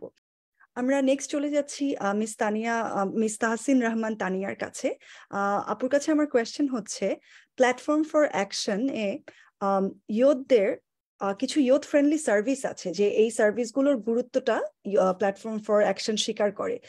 বাট বাংলাদেশে সেক্সুয়াল অ্যান্ড রিপ্রোডাক্টিভ হেলথের যেই নলেজের গ্যাপটা আছে, এবং যেটার সাথে হেলথ কেয়ার ফ্যাসিলিটিগুলো অলরেডি যেগুলো আছে, সেই গ্যাপটা ব্রিজ করা, সেটা আমরা কিভাবে করতে পারি? এবং এক্ষেত্রে আমি ফোকাস করতে চাচ্ছি যে হয়তো হেলথ সার্ভিস আছে, বাট একজন খুবই আর্লি টিন অথবা একজন খুবই কি বলবো, যে ইয়ুথ, সে যখন একটি নিরাপদ স্থান খুঁজবে, যে আমি যেখানে কথাটা বলবো সেখান থেকে কোনো জাজমেন্ট থাকবে না, সেখানে আমার এক্সপোজড হওয়ার কোনো ভয় থাকবে না, আমি নির্দ্বিধায় আমার যে কোনো SRHR রিলেটেড বা এই সেন্সিটিভ ব্যাপারগুলো নিয়ে আমি কোনো প্রফেশনালের সাথে কথা বলতে পারবো, সেই সেফ এনভায়রনমেন্টটা আমরা কিভাবে ক্রিয়েট করতে পারি?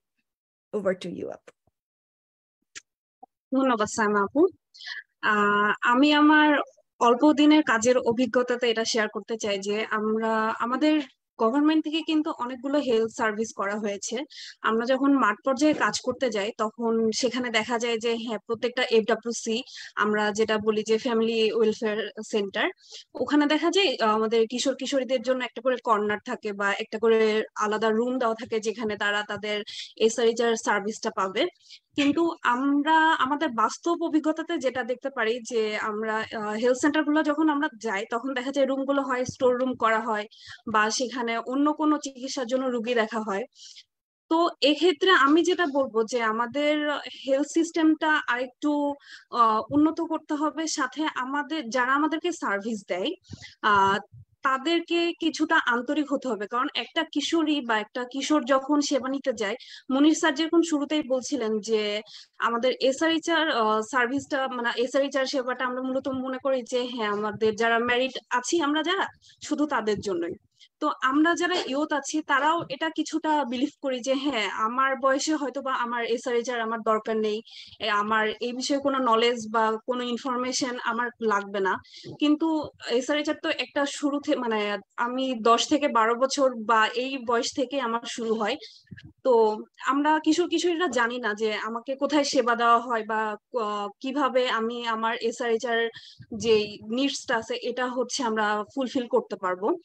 তো আমার কাছে মনে হয় এক্ষেত্রে আমাদের গভর্নমেন্ট অফিসিয়াল যারা আছেন তাদের কিছু উদ্যোগ নিতে হবে, বা আমরা যারা NGO তে কাজ করছি, বিভিন্ন প্রজেক্ট বেস কাজ করছি, তাদের দিক থেকে হয়তো বা এটা আমরা ইনশিওর করতে পারি যে আমাদের যারা ইয়ুথরা আছে, বিশেষ করে আমাদের মাঠ পর্যায়ে যে ইয়ুথরা আছে, তাদেরকে প্রপার ইনফরমেশন দেওয়া, তাদের অ্যাওয়ারনেসটা বিল্ড আপ করা যে হ্যাঁ, তুমি তোমার এলাকায় এই জায়গায় গেলে তুমি SRHR এর বিষয় সেবাটা পাবা। সেক্ষেত্রে আমি বলবো যে আমাদের সার্ভিস প্রোভাইডার যারা আছে তাদেরকেও অনেক আন্তরিক হতে হবে, কারণ কিশোরীরা যখন সেবা নিতে যায় তাদের সাথে বেশিরভাগ সময় অনেক রুড বিহেভ করা হয়, যে আচ্ছা তুমি ছোট, তুমি আসছো, ঠিক আছে তুমি বসো, আমি তোমাকে পরে সেবা দিচ্ছি। বা গ্রামের দেখা যায় সিনিয়র কেউ আসছে, তাকে আগে সেবাটা দেওয়া হয়। তো এক্ষেত্রে আমরা সবসময় যেটা চাই যে অ্যাজ এ ইয়ুথ আমি যখন যাব, আমি আমি যদি আমার কথা বলি, আমার বয়সে আমি SRHR সম্পর্কে কোনো কিছুই জানতাম না। এখন কাজের সূত্রে এসে অনেক কিছুই জানি। তেমনি ইয়ুথদের ক্ষেত্রে, অনেক গ্রামের অনেক ইয়ুথদের ক্ষেত্রে এটা হয় যে তারা জানে না, তারা SRHR বলতে তারা সাধারণত মাসিকটাই বুঝে থাকে, যে মেয়েদের মাসিকের প্রবলেম এতটুকুই তারা বুঝে থাকে। ইভেন একটা কিশোরের কথাও যদি বলি, তারাও জানে না যে তার SRHR সেবাটা কি।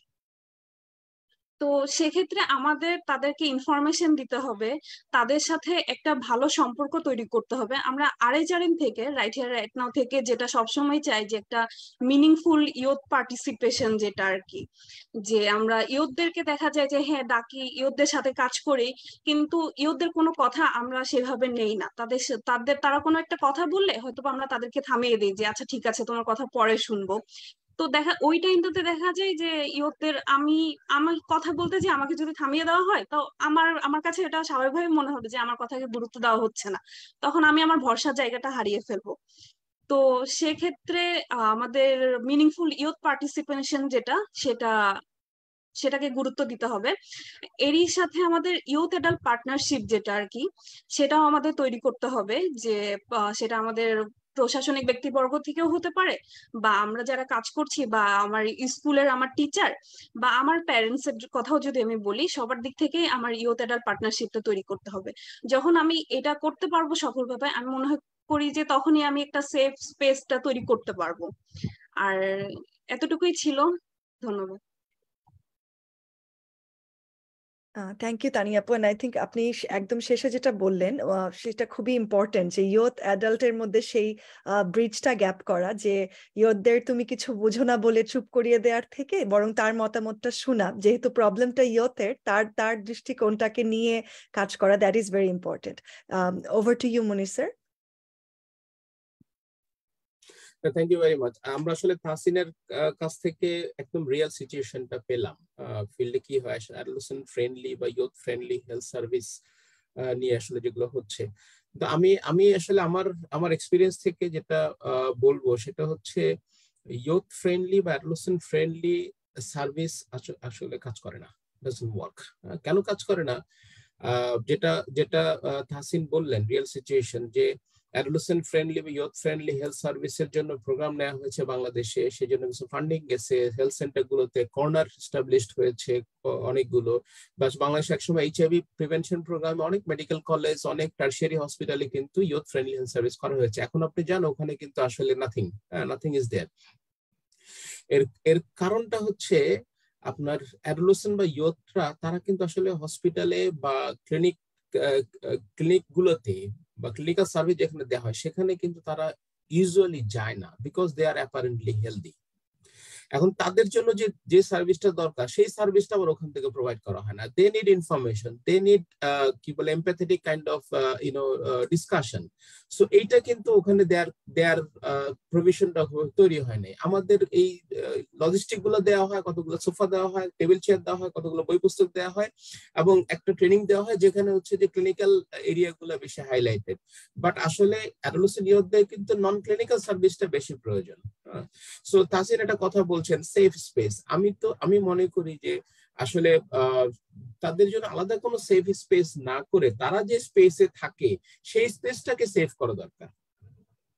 সুতরাং that is their safe space. আর যেটা হচ্ছে যে আমরা যদি স্কুল গোয়িং অ্যাডোলেসেন্ট কথা চিন্তা করি, তারা তাদের স্কুলের টাইমের সাথে হেলথ সেন্টারের টাইমের একটা কি বলে কনফ্লিক্ট আছে, সেখানে তারা ওই সময়টা তারা যেতে পারে না।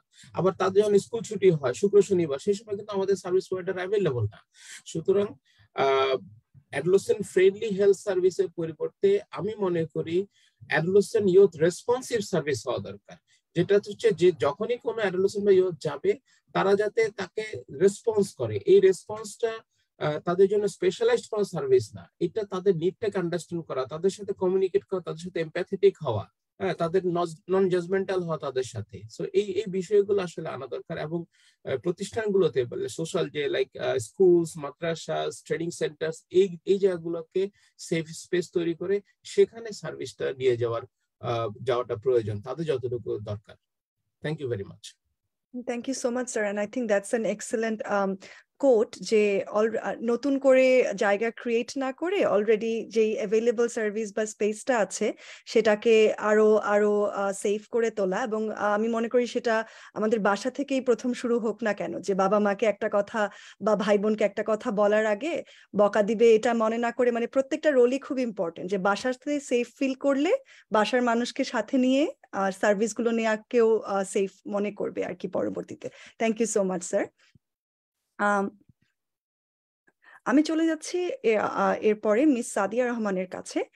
আমার প্রশ্নটা হচ্ছে, আমাদের কালচারালি বেশ কিছু নর্মস আছে, আমাদের কিছু ট্রেডিশন আছে, সো সেটার সাথে বাংলাদেশে যে সেক্সুয়াল অ্যান্ড প্রজনন স্বাস্থ্যের সচেতনতাটা, সেটা আমরা কিভাবে সেই কালচারাল সেন্সিটিভিটিটাকে মাথায় রেখে কিভাবে আমরা সেটাকে প্রমোট করতে পারি, এবং এক্ষেত্রে আমাদের ইয়ুথদের কিভাবে আমরা এঙ্গেজ করতে পারি অ্যাওয়ারনেস ক্রিয়েটের ক্ষেত্রে, এবং কিছু যে অ্যাট দ্য সেম টাইম আমাদের সোসাইটিতে এই কালচারাল নর্ম এবং ট্রেডিশনের সাথেই at the same time gender stereotypes, gender bias, অনেক স্ট্রং স্টিগমাও কাজ করছে। সো সেই ব্যাপারগুলোকে কিভাবে অ্যাজ আ মিথ বাস্টার আমরা অ্যাড্রেস করতে পারি, আপুর থেকে সেটা আমরা একটু জানতে চাবো। Thank you so much. প্রথমত আমি আপনাদেরকে থ্যাংক ইউ জানাতে চাই আমাকে আজকে প্যানেলে রাখার জন্য। আমি আসলে সব প্যানেলিস্টদের কথা শুনছিলাম, আমরা এডুকেশন নিয়ে কথা শুনেছি, আমরা ইনক্লুসিভিটি নিয়ে কথা শুনেছি, মেন্টাল হেলথ নিয়ে কথা শুনেছি, এন্ড দেন যেটা নিয়ে আমরা অনেকক্ষণ আলোচনা করছি সেটা হচ্ছে মিনিংফুল ইউথ এঙ্গেজমেন্ট। সো আমি কাজ করি এফপি 2030 নামে একটা অর্গানাইজেশন। আমরা মূলত একটা গ্লোবাল পার্টনারশিপ, আমরা বিভিন্ন স্টেটের সাথে কাজ করি to improve the access to family planning for women and girls. And আমাদের গ্লোবাল যে স্ট্র্যাটেজি তার অন্যতম একটা পিলার হচ্ছে ইউথ এঙ্গেজমেন্ট। সো আমি এশিয়ান প্যাসিফিক যে হাব আছে 2030 সেখানে ম্যানেজার ইউথ এন্ড অ্যাডোলেসেন্ট হিসেবে থাকার কারণে আমি আমাদের রিজিয়নের বেশ কয়েকটা কান্ট্রির ইউথ মিনিংফুল ইউথ এঙ্গেজমেন্ট নিয়ে কাজ করার সুযোগ আমার হচ্ছে। সো ইন দ্যাট কেস আমি বলবো যে শুধুমাত্র বাংলাদেশ না, আমাদের যে রিজিয়ন আছে এশিয়ান প্যাসিফিক, সেই প্রত্যেকটা কান্ট্রিতে এই নর্মস এন্ড স্টিগমাস গুলো কিন্তু বিভিন্ন ফর্মে এক্সিস্ট করে। এন্ড আমি যদি অ্যাজ এ বাংলাদেশি, আমার যেহেতু ফিল্ডে কাজ করার কিছু এক্সপিরিয়েন্স আছে, সেখান থেকে যদি আমি বলি, বাংলাদেশের ডিফারেন্ট রিজিয়নে নর্মস গুলো আলাদা আলাদা, বাট মোটা দাগে দেখলে আমরা এসআরএইচআর নিয়ে কথা বলতে আসলে কেউই স্বাচ্ছন্দ্য বোধ করি না। এন্ড আমরা যখন একদম রুরাল এরিয়া থেকে শুরু করে আমাদের গভর্নমেন্টের সাথে যখন আমরা মিটিং গুলো করি বা বিভিন্ন স্টেক হোল্ডারের সাথে মিটিং গুলো করি, আমরা এসআরএইচআর এর সেক্সুয়াল কথাটা বলতে চাই না। Because somehow sexual and reproductive health বলতে গেলে আমাদের একটা জড়তা কাজ করে। আমরা রিপ্রোডাক্টিভ হেলথ যত সহজে বলতে পারি, সেক্সুয়াল এন্ড রিপ্রোডাক্টিভ হেলথ ততটা সহজে বলতে পারি না। এই নর্মস গুলো অবশ্যই আছে। আপনি যে প্রশ্নটা করেছেন যে কিভাবে আমরা ওভারকাম করতে পারি, যেহেতু আমরা মিনিংফুল ইউথ এঙ্গেজমেন্ট নিয়ে কথা বলছি, সেখান থেকে যদি বলি, পিএমএনসিএইচ নামে একটা অর্গানাইজেশন আছে, WHO একটা ফোরাম আছে, তারা 2018-তে একটা গ্লোবাল কনসেনসাস স্টেটমেন্ট দিয়েছে যে মিনিংফুল ইউথ এঙ্গেজমেন্ট আসলে কি হবে। সেখানে হচ্ছে যে কোন ধরনের background, ethnicity and others indicators কে মাথায় না রেখে একটা ইয়াং পার্সনকে ওই অ্যাক্সেসটা দেওয়া, ওই পাওয়ারটাকে শিফট করা, যাতে সে তার জন্য কি ভালো হবে, তার অ্যাজ এ ইয়ুথ রাইট সে যেটা প্র্যাকটিস করতে চাচ্ছে সেটা সে দিবে।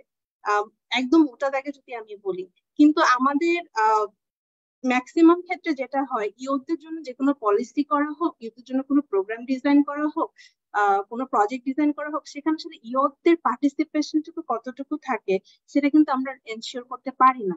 এন্ড বাট আমরা যদি ইয়ুথ এখন খুব একটা বাজওয়ার্ড, আমি বলবো যে সবাই ইয়ুথদের সাথে কাজ করতে চায়, সবাই একটা ইয়ুথ ফোকাসড প্রজেক্ট করতে চায়। কোন একটা মিটিং হলে আমরা অবশ্যই একটু চেক করতে চাই যে সেই লিস্টে ইয়ুথ কতজন আছে, which is fine, which is so good to see, because হয়তোবা গত কয়েক বছর আগে এটাও ছিল না যে কোন একটা ফোরামে একজন ইয়ুথ পার্সন এসে বসবে, কথা বলবে, সেই অ্যাক্সেসটা হয়তোবা ছিল না, বাট সেটা আস্তে আস্তে আমরা তৈরি করছি। কিন্তু এখন কথা হচ্ছে যে আসলে কতটুকু মিনিংফুলি আমরা ইয়ুথদেরকে এঙ্গেজ করছি। আমরা তো ইয়ুথ এঙ্গেজ করছি, ইয়ুথদের জন্য আমরা অনেক কিছু ডিজাইন করছি, বাট মিনিংফুল কতটুকু হচ্ছে? মিনিংফুল করতে গেলে আসলে কি লাগবে সেটা হচ্ছে যে একদম প্রথম যে কোনো প্রোগ্রাম হোক, পলিসি হোক, সেটা যখন আমরা ডিজাইন করব, প্রথম ফেজ থেকে শুরু করে সেটা ইমপ্লিমেন্টেশন করা, ডিজাইন করা, এবং ইমপ্লিমেন্টেশনের পরে ইভ্যালুয়েশন, মনিটরিং এর পরে ইভ্যালুয়েশনের যে পার্টটা আছে, সেই পর্যন্ত, সেই প্রসেস পর্যন্ত একজন ইয়াং পার্সন বা একটা ইয়ুথ নেটওয়ার্ক ওই প্রসেসের সাথে কানেক্টেড থাকবে। এন্ড আরেকটা গুরুত্বপূর্ণ কথা হচ্ছে, আমরা ইয়ুথদের টাইম নিতে চাই, বাট আমরা সবসময় এক্সপেক্ট করি যে ইয়ুথদের টাইমটা হচ্ছে ভলান্টারি টাইম থাকবে। সেটাকে কম্পেনসেট করার মতো মেন্টালিটি, সেই ইন্টেনশনটা আমরা এখনো খুবই কম দেখতে পাই। অ্যান্ড আমরা যদি ফান্ডিং এর ক্ষেত্রে কথা বলি, ফান্ডিং এর ক্ষেত্রেও কিন্তু এখনো অনেক বেশি গ্লোবাল ডাইনামিক থেকে শুরু করে রিজিওনাল এন্ড ন্যাশনালেও আমরা দেখি যে ইয়ুথদের জন্য যে ফান্ডিং মেকানিজম গুলো আছে সেগুলো খুবই non flexible till now. Youth অর্গানাইজেশনরা tend to be not necessarily তারা সবসময় রেজিস্টার্ড হবে, নট নেসেসারিলি তাদের একটা ফর্মাল স্ট্রাকচার থাকবে, বাট ইয়ুথদেরকে ট্রাস্ট করে যে ফান্ডটা দেওয়া, তাদের সাথে ইকুয়াল পার্টনারশিপে কাজ করা, সেই ইন্টেনশনটাও কিন্তু আমরা একদম ইন্টারন্যাশনাল এনজিও থেকে শুরু করে রুট লেভেল এনজিও তো দেখতে পাই না। তো আপনার অ্যান্সারে আমি বলবো যে কিভাবে করতে পারি, কিভাবে তাদের সাথে আমরা নলেজ গুলো ভাঙতে পারি, অ্যাওয়ারনেস বিল্ড করতে পারি, সেটা হচ্ছে FP 2030 একটা ট্যাগলাইনে বিশ্বাস করে, সেটা হচ্ছে লোকালি লেড গ্লোবালি সাপোর্টেড। আমরা যারা গ্লোবাল কমিউনিটিতে কাজ করে, বিভিন্ন ডোনার এজেন্সিতে কাজ করে, আই এম গ্ল্যাড মনির ভাই আজকে এখানে আছে। UNISP is one of the biggest stakeholders for youth and adolescents SRHRN family planning. তারাও আসলে এই লোকালি লেড যে ইনিশিয়েটিভ গুলো আছে তাদেরকে সাপোর্ট করবে এবং তাদের সাথে ইয়ুথ অর্গানাইজেশন যারা আছে তাদের সাথে ইকুয়াল পার্টনারশিপে কাজ করবে, নট অনলি পার্টনার্স। ওকে, আমি একটা প্রজেক্ট করছি, that's have youth partner, but make sure they are the equal partners. আপনি ইউএনএফপিএ, সরি আমি বারবার ইউএনএফপিএ বলছি, বা একটা INGO কে আপনি যেভাবে ট্রিট করবেন, আপনি সেই ইয়ুথ লেড অর্গানাইজেশনটাকেও সেভাবে ট্রিট করবেন। ওই ইন্টেনশনটা থাকাটা আসলে অনেক বেশি ইম্পর্টেন্ট। এন্ড আমি যদি একটু অ্যাড করি ইয়ুথ ফ্রেন্ডলি স্পেস গুলোর সাথে, আমি আসলে মাঝখান দিয়ে শুনেছিলাম যে ইয়ুথ ফ্রেন্ডলি স্পেসের যে টাইমের ব্যাপারটা সেটা নিয়ে অনেক কাজ হচ্ছে। মেবি DGFP-র কিছু ইয়ুথ সেন্টারে হচ্ছে এই স্ট্রাকচারটা চেঞ্জ করা হবে। স্যাটারডে তো এই সেন্টার গুলো খোলা রাখার একটা প্রস্তাব এসছেন, সেটা তারা কনসিডার করছে, হুইচ ইজ ভেরি গুড। কারণ স্যাটারডে ফ্রাইডে স্যাটারডে যদি স্কুল বা কলেজগুলো অফ থাকে, আমাদের অ্যাডোলেসেন্ট এন্ড ইয়ুথরা কিন্তু সেগুলো অ্যাক্সেস করতে পারবে। বাট স্পেস নিয়ে কথা হচ্ছিল, প্রাইভেসি নিয়ে কথা হচ্ছিল। আমি বলবো যে এই স্পেস গুলোকে আসলে অ্যাক্সেসিবল করার জন্য আমরা যত বেশি হিউম্যান রাইটস বেসড অ্যাপ্রোচটা অ্যাডাপ্ট করবে, DGFP হোক সেটা DGHS হোক, তাহলে মনে হয় আমরা যে গোলটা নিয়ে এই এতগুলো সেন্টার ডেভেলপ করার চেষ্টা করেছি সেই গোলটা কিন্তু আমরা অ্যাচিভ করতে পারবো।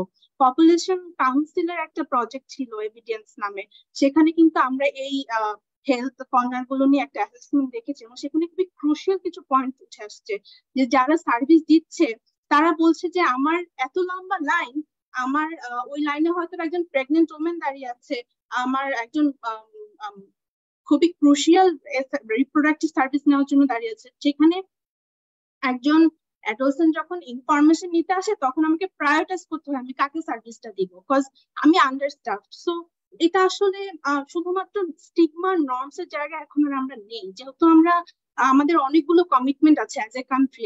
আমাদের ICPD আছে, আমাদের SDG আছে, আমাদের FP 2030 কমিটমেন্টস আছে। সো এই কমিটমেন্ট গুলো যদি আমরা আসলে অ্যাচিভ করতে চাই, আমাদের কিন্তু হলিস্টিক ওয়েতে চিন্তা করতে হবে। সো আমি বলবো আন্ডারস্টাফিং একটা অনেক বড় ইস্যু, স্টাফদের এজ অনেক বড় একটা ইস্যু। আমি একটা অ্যাডোলেসেন্ট ফ্রেন্ডলি কর্নারে আমি যদি অ্যাডোলেসেন্ট ফ্রেন্ডলি মেন্টালিটির কাউকে না দিতে পারি, তাহলে কিন্তু সেটা ওয়ার্ক করবে না। অ্যাডোলেসেন্টরা আসলে কার সামনে ওপেন আপ করবে সেই জিনিসটা আমাদের মাথায় রাখা উচিত। একজন ইয়াং সার্ভিস প্রোভাইডার যেভাবে কানেক্ট করবে একজন ইয়ুথ এন্ড অ্যাডোলেসেন্টের সাথে, হয়তো একজন অ্যাডাল্ট সার্ভিস প্রোভাইডার সেভাবে কানেক্ট করতে পারবে না, এটা একটা জিনিস। তারপর হচ্ছে আমাদের যে কর্নার গুলো আছে, একজন অলরেডি বললেন যে স্টোর রুম হিসেবে ইউজ করা হচ্ছে। কেন স্টোর রুম হিসেবে ইউজ করা হবে? এই জায়গাটাতেও কাজ করা, প্লাস অ্যাক্সেসিবিলিটির জায়গাটাতে আমি কেন ইন পার্সন গিয়ে আমার এই সার্ভিস গুলো অ্যাক্সেস করতে হবে? যদি আমি ইনফরমেশন নিতে চাই, সেই ইনফরমেশন গুলো কেন একটা অ্যাপের মাধ্যমে বা একটা ওয়েবসাইটের মাধ্যমে আমি ইনস্ট্যান্ট চ্যাট করে নিতে পারছি না? একটা কল সেন্টার যে অলরেডি অনেকগুলো কল সেন্টার আমাদের আছে, সেই কল সেন্টার গুলোর পাবলিসিটি কেন আমরা এমন ভাবে করছি না যে কোনো অ্যাডোলেসেন্ট যে 8-এ পড়ে বা 9-এ পড়ে, যার পুবার্টি মাত্র শুরু হচ্ছে, সে কেন অ্যাক্সেস করতে পারছে না? তো আমি বলবো যে দেয়ার আর স্ট্রাকচারস। মনি ভাই বলছিলেন যে আমাদের কারিকুলামে অনেক কিছু অ্যাড করার প্রস্তাব এসছে। কারিকুলামে কিন্তু আগেও ছিল, আমি যখন 6-এ পড়তাম তখন সেখানেও মেনস্ট্রুয়াল হাইজিন ম্যানেজমেন্ট নিয়ে কথা ছিল, বাট আমার টিচার আমাকে বলছে স্টেপলার করে রাখতেন, সেটা বাসায় গিয়ে পড়ে ফেলতে। সো অপারেশনালাইজেশনের জায়গাটাতে আসলে কতটুকু কাজ হচ্ছে। আমি গ্ল্যাড যে কারিকুলামে আসতেছে, which is good, কারণ আমাদের নাই কারিকুলামে এনাফ ইনফরমেশন, বা যতটুকু আসতেছে সেটা আসলে করানো হচ্ছে কিনা সেই ফলো আপটাও কিন্তু থাকা। তো আমি বলবো যে আসলে এসআরএইচআর এমন একটা জিনিস, এটা খুবই পার্সোনাল একটা জিনিস, আমরা সবাই এটা এক্সপিরিয়েন্স করি। তো আমরা যারা কাজ করি তারাও যদি এই জিনিসটাকে পার্সোনালি নিয়ে অ্যাজ এ প্যাশন আমরা কাজ না করতে পারি, তাহলে কিন্তু আমরা আসলে ট্রাজেক্ট করতে পারবো না। Because it's been 30+ almost 30 years of আইসিপিডি। আমরা কিন্তু অ্যাডোলসেন্ট এন্ড ইয়ুথদের এসআরএইচআর নিয়ে খুব বেশি প্রগ্রেস দেখতে পাই না। Maybe one of the reasons are adolescent and ইয়ুথদের এসআরএইচআর নিয়ে অ্যাডোলসেন্ট এন্ড ইয়ুথকে কথা বলতে না দিয়ে আমরা নিজেরাই একটা কিছু ঠিক করে ফেলছি তাদের জন্য। So it is high time we have them as an equal partner, and আমার মনে হয় this could be a way out of all of these holistic problems to be a, like the answer could be having young people as an equal partner. So I hope that answers your question somehow. That really does. Thank you so much. And I think লাস্টের কথাটা ধরেই বলবো যে নিজেরাই solution বের না করে ফেলে যাদের প্রবলেম সেই ইয়ুথদের অ্যাজ মাচ অ্যাজ ইনভলভমেন্ট, এবং আপু যেটা বললো যে ইয়ুথ রিপ্রেজেন্টেটিভ রাখা, যে আমাদের কিন্তু অনেক ইউনিভার্সিটি পপুলেশন আছে। আমরা সবসময়ই বাংলাদেশে চিন্তা করি যে একদম লাস্ট ইয়ারে গিয়ে একটা ইন্টার্নশিপ করবে, তারপরে সে জব সেক্টরে ঢুকে যাবে। বাট ইউনিভার্সিটির ফার্স্ট, সেকেন্ড, থার্ড ইয়ারেও কিন্তু কিছু ইন্টার্নশিপ বেসড কোর্স রাখা যায় জাস্ট অ্যাজ এন ইনসেন্টিভ, যে হেলথ সেন্টারে কাজ করা, এই বিষয়গুলো নিয়ে কাজ করা, ক্যাম্পাস অ্যাওয়ারনেস হিসেবে কিছু তাদেরকে ক্রেডিট দেয়া, যেটা আমি হয়তো যখন আমি ইউএসএ তে পড়াচ্ছি সেটার সুবাদে আমি দেখছি যে ভলান্টারি সার্ভিসগুলোকে অনেক ক্ষেত্রে পড়াশোনার সিজিপিএ থেকেও মোর ইম্পর্টেন্ট দেওয়া হয়। যে এবং ইন্টারভিউ কোয়েশ্চেনে খুব ইম্পর্টেন্ট একটা কোয়েশ্চেন থাকে, আপনি কারেন্টলি যে কমিউনিটিতে আছেন, apart from your job, what are you are doing for that community, আপনি কিভাবে, how you are giving it back actually. So সবকিছুকে এডুকেশনালে সেন্ট্রালাইজ না করে, বাট ওই এমপ্যাথিটা ক্রিয়েট করা ফর ইচ আদার, সেটাও খুব ইম্পর্টেন্ট। আমি ডক্টর মুনিরের কাছে আমি হাত রেজ করা দেখতে পাচ্ছি, সো আমি ডক্টর মুনিরের কাছে এবং আমি জয়িতা আপুর কাছে যাব। আর আমি একটু সফট রিমাইন্ডার দিচ্ছি যে সময়ের স্বল্পতার কারণে আমরা আরো একটি করে প্রশ্ন আমার আছে আপনাদের সবার কাছে, বাট আমরা একটু ব্রিফলি চেষ্টা করব অ্যাড্রেস করতে, সো দ্যাট আমরা এরপরে আমাদের ফলোইং অর্গানাইজেশনাল ইন্ট্রোডাকশন ধাপটাতে যেতে পারি। Yes sir, over to you. Sorry, আমি পুরোপুরি একমত সাদিয়া যেটা বলেছেন, তার সাথে আমি একটু যোগ করবো। সেটা হচ্ছে যে উনি শেষে যে কথাটা বললেন যে কারিকুলামে আগেও ছিল, ডেফিনেটলি আগেও ছিল, এখন আরো কম্প্রিহেন্সিভলি আসছেন, বাট ওই যে স্ট্যাপল করে রাখার যে বিষয়টা, এটা আমাদেরকে আসলে আমাদের সোশিও কালচারাল কনটেক্সটটাকে মাথায় নিতে হবে। যে টিচাররা এটা পড়াবেন, আর they capacitated enough to talk on these sexual reproductive health issues. Sex নিয়ে কথা বলতে আপনি মানে কমফোর্ট ফিল করবো না হয়তো সবসময় সবার সাথে। সেক্ষেত্রে একটা স্কুলের টিচার তার সেই ক্যাপাসিটি আছে কিনা to communicate this issue in a language very friendly for the students, সেটা আমাকে দেখতে হবে। সেই জায়গা থেকে আসলে সিরিজ অফ ট্রেনিং দরকার। আর 5 days training is not enough to actually build the capacity to discuss the sensitive issues. এটা একটা issue. At the same time আমি এটাও যোগ করবো, আমরা ইউথ পার্টিসিপেশনের কথা বলছি, ইউথ এঙ্গেজমেন্টের কথা বলছি, কিন্তু একই সাথে তাদেরকেও পার্টিসিপেট করার ক্যাপাসিটি আগে তৈরি করতে হবে। আদারওয়াইজ আমি শুধু এনে রেখে দিব, আমি from the planning, designing, implementing, monitoring, evaluation সব জায়গায় আমি রেখে দিব, কিন্তু তাদের বিষয়টাকে, ফ্যাক্টটাকে, ইস্যুটাকে আন্ডারস্ট্যান্ড করতে পারতে হবে, ক্রিটিক্যাল অ্যানালাইজ করতে পারতে হবে, তাদের থট গুলাকে কমিউনিকেট করতে পারতে হবে। This are the skills they need. So এই জায়গা থেকে আমরা যদি ক্যাপাসিটি বিল্ড করে না নিতে পারি, তাহলে পার্টিসিপেশন, অ্যাক্টিভ পার্টিসিপেশন, একাডেমিক্যালি যে ডেফিনেশন, সে অনুযায়ী আমরা কখনোই সেটা পাবো না রিসেন্টলি। আর এটা সাস্টেনেবল হবে না যদি এটা গভর্নমেন্টের প্ল্যাটফর্ম তৈরি না হয়। আমরা রিসেন্টলি দেখেছি ইউথ মিনিস্ট্রি কিন্তু একটা ন্যাশনাল ইউথ কাউন্সিল করেছে, এবং ন্যাশনাল 75 মেম্বার্স ইউথ কাউন্সিল, এবং এটাকে কিন্তু ক্যাপাসিটি বিল্ড করার জন্য আমরা ইউএনএফএ কাজ করছি, so that different policy strategy তারা যাতে কন্ট্রিবিউট করতে পারে। সো আমার মনে হয় ইউথ এঙ্গেজমেন্টের জন্য তাদের ক্যাপাসিটি বিল্ড জায়গাটাতেও আমাদের ফোকাস করা দরকার। Thank you very much. Thank you sir. Over to you Joyita আপু। Thank you. আমি একটা জিনিস এখানে একটু মনে করি যে আমরা যখন এসআরএইচআর নিয়ে কথা বলবো, অথবা এসআরএইচআর এ ইয়ুথদেরকে কিভাবে করে ভলান্টিয়ার হোক অথবা কিভাবে এঙ্গেজ করা যায়। আমাদের মনে হয় যে আমরা ইউনিভার্সিটি লেভেল অথবা 20 আপ মানুষদের কথা না চিন্তা করে অথবা 19 আপ মানুষদের কথা না চিন্তা করে আমরা যদি 12 বছর থেকে শুরু করি স্কুলের বাচ্চাদেরকে কিভাবে করে এঙ্গেজ করা যায়, তাহলে স্যার যেটা বললেন এবং সাদিয়া আপু এবং আপনি সামিয়া আপু যেটা বললেন যে বাচ্চাদেরকে কিভাবে করে গ্রুম করে ওদেরকে অ্যাকচুয়ালি অ্যাপ্রোপ্রিয়েটলি অ্যানালাইটিক্যাল একটা মাইন্ড ক্রিয়েট করা যায়, সেটা তখন থেকে করতে হবে। আমরা যদি ইউনিভার্সিটির লেভেলের একটা স্টুডেন্টকে এক্সপেক্ট করি যে তারা সেক্সুয়াল সেক্স নিয়ে অথবা রিপ্রোডাক্টিভ হেলথ নিয়ে খুবই ফ্লুয়েন্টলি কথা বলতে পারবে, দ্যাট ওয়ন্ট হ্যাপেন, কারণ আমাদের কালচার আমাদের মাইন্ডসেট এখনো ওরকম হয়নি। সো যদি আমরা এটা স্কুল থেকে শুরু করি তাহলে ওরা খুব বেশি কমফোর্টেবল হবে যখন ওরা একটা পর্যায়ে যাবে কথা বলার জন্য। সো আমার মনে হয় যখন আমরা কথা বলবো অথবা বাচ্চাদেরকে যখন আমরা ইয়ুথ এঙ্গেজমেন্টের কথা বলবো আমরা স্কুল লেভেল থেকে শুরু করতে হবে, যখন থেকে অ্যাকচুয়ালি ওদের বয়সন্ধিকালটা শুরু হয় অথবা শুরু হওয়ার আগ থেকে। এই যে অ্যাপ্রোপ্রিয়েট এডুকেশনটা সবসময় আগ থেকে শুরু হতে হবে, হওয়ার পরে যদি কথা বলি তাহলে অ্যাকচুয়ালি কতটা লাভ হয় সেটাও হয়তো আমাদের একটু চিন্তার ব্যাপার। Okay, thank you very much. Thank you. Thank you so much, Joyita, and that's absolutely correct. Professor রমিয়ার কাছে আমার একটা কোয়েশ্চেন আছে, এন্ড আমি পার্সোনালি ফিল করি যে it's a very important question আমাদের বাংলাদেশের কনসেপ্টে। সো যখন আমরা জেন্ডার বেসড ভায়োলেন্স নিয়ে কথা বলি, এটার ম্যান্ডেট নিয়ে এবং এটা সর্বজনীন হওয়া উচিত SRHR সম্পর্কিত সচেতনতা ক্রিয়েটের ক্ষেত্রেও, সেক্ষেত্রে কিন্তু পুরুষ এবং ছেলেদের অংশগ্রহণটা সবচেয়ে গুরুত্বপূর্ণ। সো আমরা কিভাবে আমাদের পুরুষ জনসংখ্যাকে জেন্ডার বেসড ভায়োলেন্স নিয়ে এটার যে বিরোধী অ্যাডভোকেটিং গুলো, সেখানে আমরা কিভাবে আরো অ্যাক্টিভলি তাদেরকে ইন্টারেস্টেড বা এঙ্গেজ করতে পারি সেটা জানতে চাচ্ছি। Thank you. প্রথম যে বিষয়টা আমার কাছে মনে হয়, যখন আমরা জেন্ডার বেসড ভায়োলেন্সের ইস্যুগুলোকে অ্যাড্রেস করতে, আমি মেন এনগেজের কথা বলবো বা মেন অ্যান্ড বয়েজের এনগেজমেন্টের কথা যেটা বলবো, প্রথম যে কথাটা সবচেয়ে গুরুত্বপূর্ণ সেটা হলো যে আমাদেরকে এটা অ্যাকনলেজ করতে হবে যে আমরা যখন একটা পলিসি ফর্মুলেশন হয়, আমাদেরও এখনো আমরা যদি দেখতে পারি যে আমরা অনেক বেশি রিঅ্যাক্টিভ রাদার দেন প্রোঅ্যাক্টিভ। হ্যাঁ, আমাদের পলিসিগুলো যেটা হয় ইউথ সেন্ট্রিক বা SRHR রিলেটেড বা জেন্ডার বেসড ভায়োলেন্স রিলেটেড, সেটা আমরা অনেক বেশি ফোকাস করি, স্পেশালি জেন্ডার বেসড ভায়োলেন্সের আমরা যদি কথা বলি, আমরা ফোকাস করি on the victims of violence rather than the perpetrators of violence. হ্যাঁ, কারণ most of the cases perpetrator কারা? Men and boys.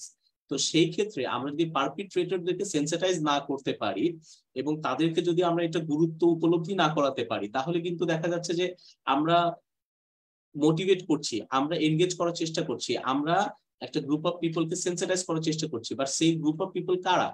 সেই group of people obviously main and women both হতে হবে। কারণ আমি যখন একটা প্রবলেমের রুটে যখন যেতে চাই, তখন আমাকে ওই জিনিসটা ওইভাবে চিন্তা ভাবনা করতে হবে যে এই প্রবলেমের কজ গুলা কি এবং প্রবলেমের এফেক্ট গুলা কোথায় হতে পারে এবং কোনটা সাস্টেইনেবল ওয়ে এই প্রবলেমটাকে মিটিগেট করার জন্য, রাইট? তো মেন এন্ড বয়েজ এর ক্ষেত্রে যেটা ইম্পর্টেন্ট বিষয় সেটা হলো যে আমাদের অবভিয়াসলি যেমন সেক্সুয়াল এন্ড রিপ্রোডাক্টিভ হেলথের যে ইস্যুটা যখন আসতেছে, SRHR ইস্যুটা, সেটা হলো আমাদের কিন্তু স্কুলের টেক্সট যেগুলো আছে, টেক্সট বইগুলো, ওগুলো কিন্তু ছেলে মেয়েদের জন্য আলাদা।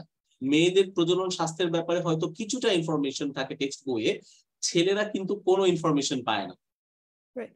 হ্যাঁ, তো এখন আমি একটা এন্টায়ার পপুলেশনকে, এখন মেয়েদের টেক্সট বই যতটুকু ইনফরমেশন আছে কতটুকু সাইন্টিফিক, কতটুকু প্র্যাকটিক্যাল, এবং আদৌ যেটা ডক্টর মুনির বললেন যে আদৌ কতটুকু টিচাররা ইকুইপড পড়ানোর জন্য, but fine, it's still there, right, মেয়েদের জন্য, কিশোরীদের জন্য। But what about the men, what about the adolescent boys? তারা কি আদৌ জানে যে SRHR ইস্যুটা কি? তারা কি আদৌ জানে যে কোন কাজটা অ্যাপ্রোপ্রিয়েট না, কোন কাজটা জেন্ডার বেসড ভায়োলেন্স, কোন কাজটা আমার করা ঠিক না? আমি বলতে পারি যে আমি এথিক্যাল এডুকেশন দিব, আমি তাদেরকে রিলিজিয়াস এডুকেশন দিব, তাদেরকে আমি গ্রুম করব, but where is the institutional effort in this? হ্যাঁ, কারণ আমরা ম্যাথমেটিক্স শেখাচ্ছি, সায়েন্স শেখাচ্ছি, আমরা ICT শেখাচ্ছি এখন, যেগুলো ম্যান্ডেটরি কোর্সেস হিসেবে আমাদের স্কুল লেভেলে আসে, যেটা জয়িতা উনিও মেনশন করলেন যে আমাদেরকে শেখাতে হবে কখন? যখন তারা গ্রোয়িং এজে, যখন তাদের একটা কনসেনসাস ডেভেলপ করছে, তখন তাদের এই অ্যাওয়ারনেসটা বিল্ড করতে হবে। বিকজ আমি প্রবলেমের সলিউশন, আমি ক্রাইম, লেটস সে ক্রাইম, আমি কখনো পানিশমেন্ট দিয়ে ক্রাইম কমাতে পারবো না। ক্রাইম কমানোর জন্য আমাকে সোশ্যাল রিফর্ম দরকার হবে। এখন সোশ্যাল রিফর্ম যদি আমাকে করতে হয়, আমাদের এই মাইন্ডসেট, যারা পলিসি মেকারস আছেন, যারা অ্যাক্টিভলি কাজ করছেন ফিল্ডে, তাদেরকে একত্রে এসে এই জিনিসটা অ্যাড্রেস করতে হবে যে হ্যাঁ, মেন অ্যান্ড বয়েজকে আমার এনগেজ করা প্রয়োজন। কেন প্রয়োজন? বিকজ আমি বলছি না যে মেন এন্ড বয়েজকে শুধুমাত্র পারপিট্রেটর হিসেবে কনসিডার করে করা, তাদেরকে চেঞ্জ মেকার হিসেবে কনসিডার করতে হবে আমাদেরকে, এবং তাদেরকে সেই আস্থার জায়গাটা দিতে হবে যে জেন্ডার বেসড ভায়োলেন্সের যে ইস্যুগুলা হোয়াট অ্যাকচুয়ালি কনসিস্ট। কারণ আমি মোটামুটি এতটুকু বলতে পারি, কিছু কিছু ক্ষেত্রে অনেক সময় ছেলেরা হয়তো জানেই না যে কাউকে একটা কোনো একটা নেগেটিভ কমেন্ট করা, কাউকে সেক্সুয়ালি কোনো এক্সপ্লিসিট ইমেজারি পাঠানো, it can be something that is considered gender based violence, because তারা মনে করে এটা হয়তো আমি কাউকে টন্ট করলাম বা কাউকে হয়তো আমি বুলি করলাম, এই জায়গাটাতে তারা চিন্তা ভাবনা করে, but it is actually act of gender based violence. এই জিনিসটা তাদের নলেজে নেই।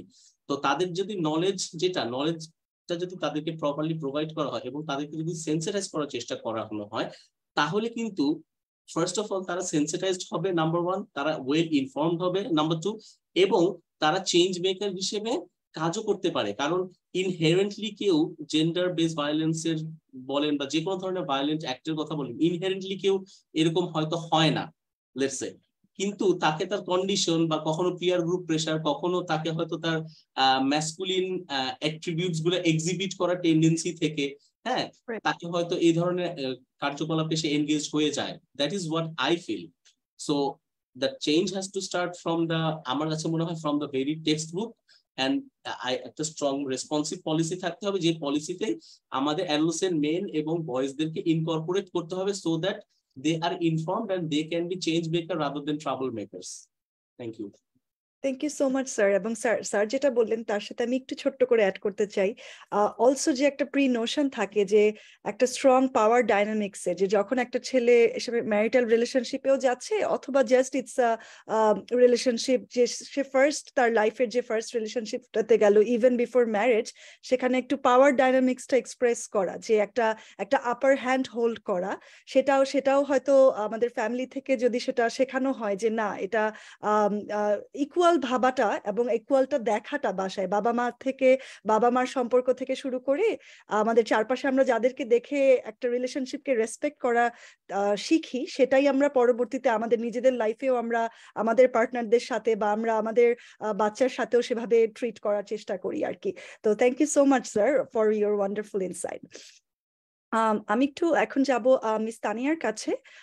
সো আপনি আপনার যখন কাজের এক্সপিরিয়েন্স নিয়ে কথা বলছেন, আমাদেরকে একটু ছোট্ট করে শেয়ার করবেন যে বাংলাদেশের ইয়ুথদের SRHR রিলেটেড অধিকার এবং এই প্রজনন স্বাস্থ্য সচেতনতা দিয়ে আপনার অর্গানাইজেশনের কোনো সাফল্য বা অলরেডি অন ট্রায়াল কোনো স্টোরি আছে কিনা? ধন্যবাদ আপু। আমাদের নারীপক্ষ রাইট হিয়ার রাইট নাও প্রজেক্টের মাধ্যমে ইয়ুথদের নিয়ে কাজ করছে। তো আমাদের কাজগুলো মূলত হয় মাঠ পর্যায়ে। তো আমরা যেটা নারীপক্ষ থেকে করে থাকি, যে আমাদের এই কিছুক্ষণ আগে যেমন আমি বলছিলাম যে হেলথ সার্ভিস কর্নার যেটা আছে আর কি ইয়ুথদের জন্য, অ্যাডোলেসেন্ট ফ্রেন্ডলি সার্ভিস কর্নার, তো সেই কর্নার গুলোর জন্য আমাদের ইউনিয়ন পরিষদে কিছু কমিটি থাকে। তো আমরা সেই কমিটির যে মেম্বার গুলো আছে তাদের সাথে যোগাযোগ করার চেষ্টা করি। এরই সাথে আমি যেমন বলছিলাম যে ইয়ুথ অ্যাডাল্ট পার্টনারশিপ, তো আমরা ওই জায়গাটাতেই কাজ করি যাতে কমিটির যে সদস্যগণ আছে তাদের সাথে আমাদের যে ইয়ুথরা আছে যাদেরকে নিয়ে আমরা কাজ করি তাদের সাথে একটা সম্পর্ক, একটা লিঙ্ক আপ করে দেওয়া। তো সেক্ষেত্রে আমরা করি যে আমাদের যে কমিটিগুলো আছে সেই কমিটিগুলোতে তাদেরকে কোপ সদস্য হিসেবে যোগদান করে দেওয়ার চেষ্টা করি। সেখান থেকেই আমাদের ইয়ুথরা দেখা যায় যে তারা নিজের উদ্যোগে, আমরা যেমন চিন্তা করি, আমরা যেটা চিন্তা করি যে আমি যদি আমার প্রবলেমের কথা না বলতে পারি তাহলে অন্য একজন আমার প্রবলেমের কথা বুঝবে না। তো নারীপক্ষ থেকে আমরা এটাই চেষ্টা করি যে সবসময় ইয়ুথদেরকে যে কোনো ওয়ার্কশপ বলি বা মিটিং বলি বা যে কোনো কাজে বলি, আমরা আমাদের ইয়ুথদেরকে সামনে এগিয়ে দিই যাতে তারা তাদের প্রবলেমের কথাগুলো তুলতে পারে। আমাদের বিভিন্ন মিটিং বা ওয়ার্কশপ ট্রেনিং যেটাই বলি, পলিসি মেকারদের সাথে যে ক্ষেত্রে আমাদের কাজগুলো হয় সেখানেও আমরা এটা লক্ষ্য করেছি যে আমরা যখন ইয়ুথদের প্রবলেম যখন আমরা বলি as a worker or youth activist or feminist, যেটাই বলি, যে আমরা যখন ইয়ুথদের কথা বলি, তাদের প্রবলেমের কথা বলি SRHR নিয়ে, পলিসি মেকার যারা আছে বা গভর্নমেন্ট অফিসিয়াল যারা আছে তারা এতটা গুরুত্ব দেয় না। কিন্তু যখন একজন ইয়ুথ দাঁড়িয়ে সবার সামনে তার প্রবলেমের কথা বলে, সাপোজ একটা কিশোরী যখন দাঁড়িয়ে বলছে যে আমি আমার মাসিকের সমস্যা নিয়ে কোনো হেলথ সেন্টারে গিয়েছি বাট আমি আমার সেবাটা পাই নাই, বা আমাকে হয়তো বা বলা হয়েছে যে আচ্ছা তোমার মাসিকের সমস্যা, তুমি বিয়ে করে ফেলো, বিয়ে করলে তোমার সব ধরনের সমস্যা শেষ হয়ে যাবে। এটা একটা কমন কথা যেটা গ্রামাঞ্চলে বেশিরভাগ সময় হয়ে থাকে। আহ তো তখন যখন একটা কিশোরী কথাটা বলে সবার সামনে দাঁড়িয়ে, তখন দেখা যায় যে প্রশাসনিক ব্যক্তিবর্গ যারা আছে তারা এটাকে অনেক গুরুত্ব দিয়ে থাকেন। তো আমাদের সাফল্য বলতে আমরা রিসেন্টলি যে কাজটা করছি আমাদের প্রজেক্ট থেকে, সেটা হচ্ছে আমি একটু আগে যেটা বললাম যে আমাদের ইউনিয়ন লেভেলে যে স্ট্যান্ডিং কমিটি গুলো আছে তার মধ্যে একটা হচ্ছে কিশোর কিশোরী স্বাস্থ্য ব্যবস্থাপনা কমিটি। তো সেই কমিটিতে কোঅপ সদস্য হিসেবে আমরা আমাদের ইয়ুথদেরকে আর কি যোগদান করিয়ে দিই, যে তারা যাতে তাদের সাথে থেকে অনেক কিছু শিখতে পারে, জানতে পারে, বা তাদের মিটিং গুলোতে ইয়ুথরা নিজেদের প্রবলেমের কথা বলে থাকে। এতটুকুই ছিল। ধন্যবাদ। থ্যাংক ইউ সো মাচ আপু। আমি এখন একটু সাদিয়া আপুর কাছে যাব। আপু যখন বলছিল আপুর কারেন্ট অর্গানাইজেশনের কথা, আমি একটু ছোট্ট করে জানতে চাবো যে সিডা অনুসারে তো আমরা জানি যে ধারা 16-তে বলা আছে যে মহিলাদেরকে তাদের সন্তানের সংখ্যা এবং জায়গা প্রয়াসের যে spacing, number of children and spacing of children, এই বিষয়ে যেন তারা নিজেদের সিদ্ধান্ত নিতে পারে। সো সেই ব্যাপারে তাদেরকে তথ্য, শিক্ষা এবং একটা অ্যাক্সেসের ওয়ে থাকতে হবে। সো এই অর্থে কারেন্টলি এফপি 2030 কি করছে, এবং এটা কি শুধু এই সার্ভিসগুলো কি অনলি বা এই নলেজগুলো কি অনলি ম্যারিটাল কাপলদের জন্যই অ্যাভেলেবল, নাকি আমরা অ্যাডোলেসেন্ট বা ইয়ুথদেরও এই নলেজটা অ্যাক্সেস করার চেষ্টা করা হচ্ছে, যে যখন তারা পরবর্তীতে লাইফের যে কোনো রিলেশনশিপে যাবে বা যে কোনো being it marital or non marital, তাদের সেই ডিসিশন মেকিং ক্ষমতাটা একটা ক্যাপাসিটি বিল্ডিং এর মতো তৈরি করা হচ্ছে কিনা, সেই বিষয়ে আপু যদি একটু শেয়ার করেন। আই থিংক আপনি যে কথাটা বলেছেন যে বার্থ স্পেসিং এর একটা রাইটস এর একটা ইস্যু থাকে, ফ্যামিলি প্ল্যানিং বা এসআরএইচআর নিয়ে যখন আমরা কথা বলি, it's a really important component যে একটা নারী সে কয়টা বাচ্চা নিবে, কার সাথে নিবে, কতদিন পর পর নিবে, it's a totally her choice. তো রিসেন্টলি আমাদের ওমেন ডেলিভার গেল একটা one of the biggest conference on gender equality. আমি জাস্ট একটু রিফ্লেক্ট করতে চাচ্ছিলাম, আপনি যখন বললেন আমি কনস্ট্যান্টলি আমার ওই কথাটা মনে পড়লো। তো ওমেন ডেলিভারির ওপেনিং সেরিমনিতে হাঙ্গেরির president, she is a woman, she was there, and সে বলেছিল চয়েস, যেহেতু আমরা চয়েস নিয়ে কথা বলি, তো it should be a women's choice সে 10টা বাচ্চা নিবে কিনা। সো তার এই স্টেটমেন্টটা অনেক বেশি সমালোচিত হয় through the entire conference, because আমাদের কাছে মনে হয়েছে যে চয়েস যে জিনিসটাকে আমরা আসলে প্রমোট করতে চাই, she got it wrong. Because আমরা যখন বলি যে 10টা বাচ্চা নিবে কিনা অ্যাজ এ হাঙ্গেরির প্রেসিডেন্ট, তার জন্য বলাটা যতটা সহজ, আমরা যখন বাংলাদেশের একদম একটা কোস্টাল বেল্টের একটা গ্রামের নারীর জীবন নিয়ে কথা বলি, তার জন্য কিন্তু ততটাই কঠিন, যার বিয়েটা হয়তো 13 থেকে 14 বছরে হয়ে গিয়েছে। তো ওই এটা জিনিসটা হচ্ছে যে কম্প্রিহেনসিভ সেক্সুয়ালিটি এডুকেশনের যে নলেজটা কতটা যে প্রয়োজনীয়, সেটা আসলে হাঙ্গেরির প্রেসিডেন্ট বলে অনেক উন্নত একটা দেশ ইউরোপের, বা আমাদের দেশ, আমাদের মতো গ্লোবাল সাউথের একটা দেশ বলি, ইকুয়ালি ইম্পর্টেন্ট। তো অ্যাজ লাইক অ্যাজ এটা একটা প্রি কনসেপ্ট নোশন যে উন্নত দেশগুলোতে হয়তো তারা অনেক কিছু জানে, তাদের রিপ্রোডাক্টিভ হেলথের অবস্থা মনে অনেক ভালো, তারা মনে খুব ভালো এসআরএইচআর প্র্যাকটিস করে রাইটস এর জায়গাটাতে। এটা কিন্তু আসলে না। আরেকটা প্রি কনসেপ্ট নোশন হচ্ছে যে ইয়ুথরা ওয়েল ক্যাপাসিটেড না। আমি যদি ক্যাপাসিটি বিল্ডিং এর কথা বলি, capacity building is a process. একদিনের, মনির ভাই বলছিলেন 5 দিনের ট্রেনিং এ টিচারদেরকে শেখানো যাবে না তারা আসলে কিভাবে ক্লাসে এসআরএইচআর এর ইনফরমেশনটা দিবে। So capacity building is a process.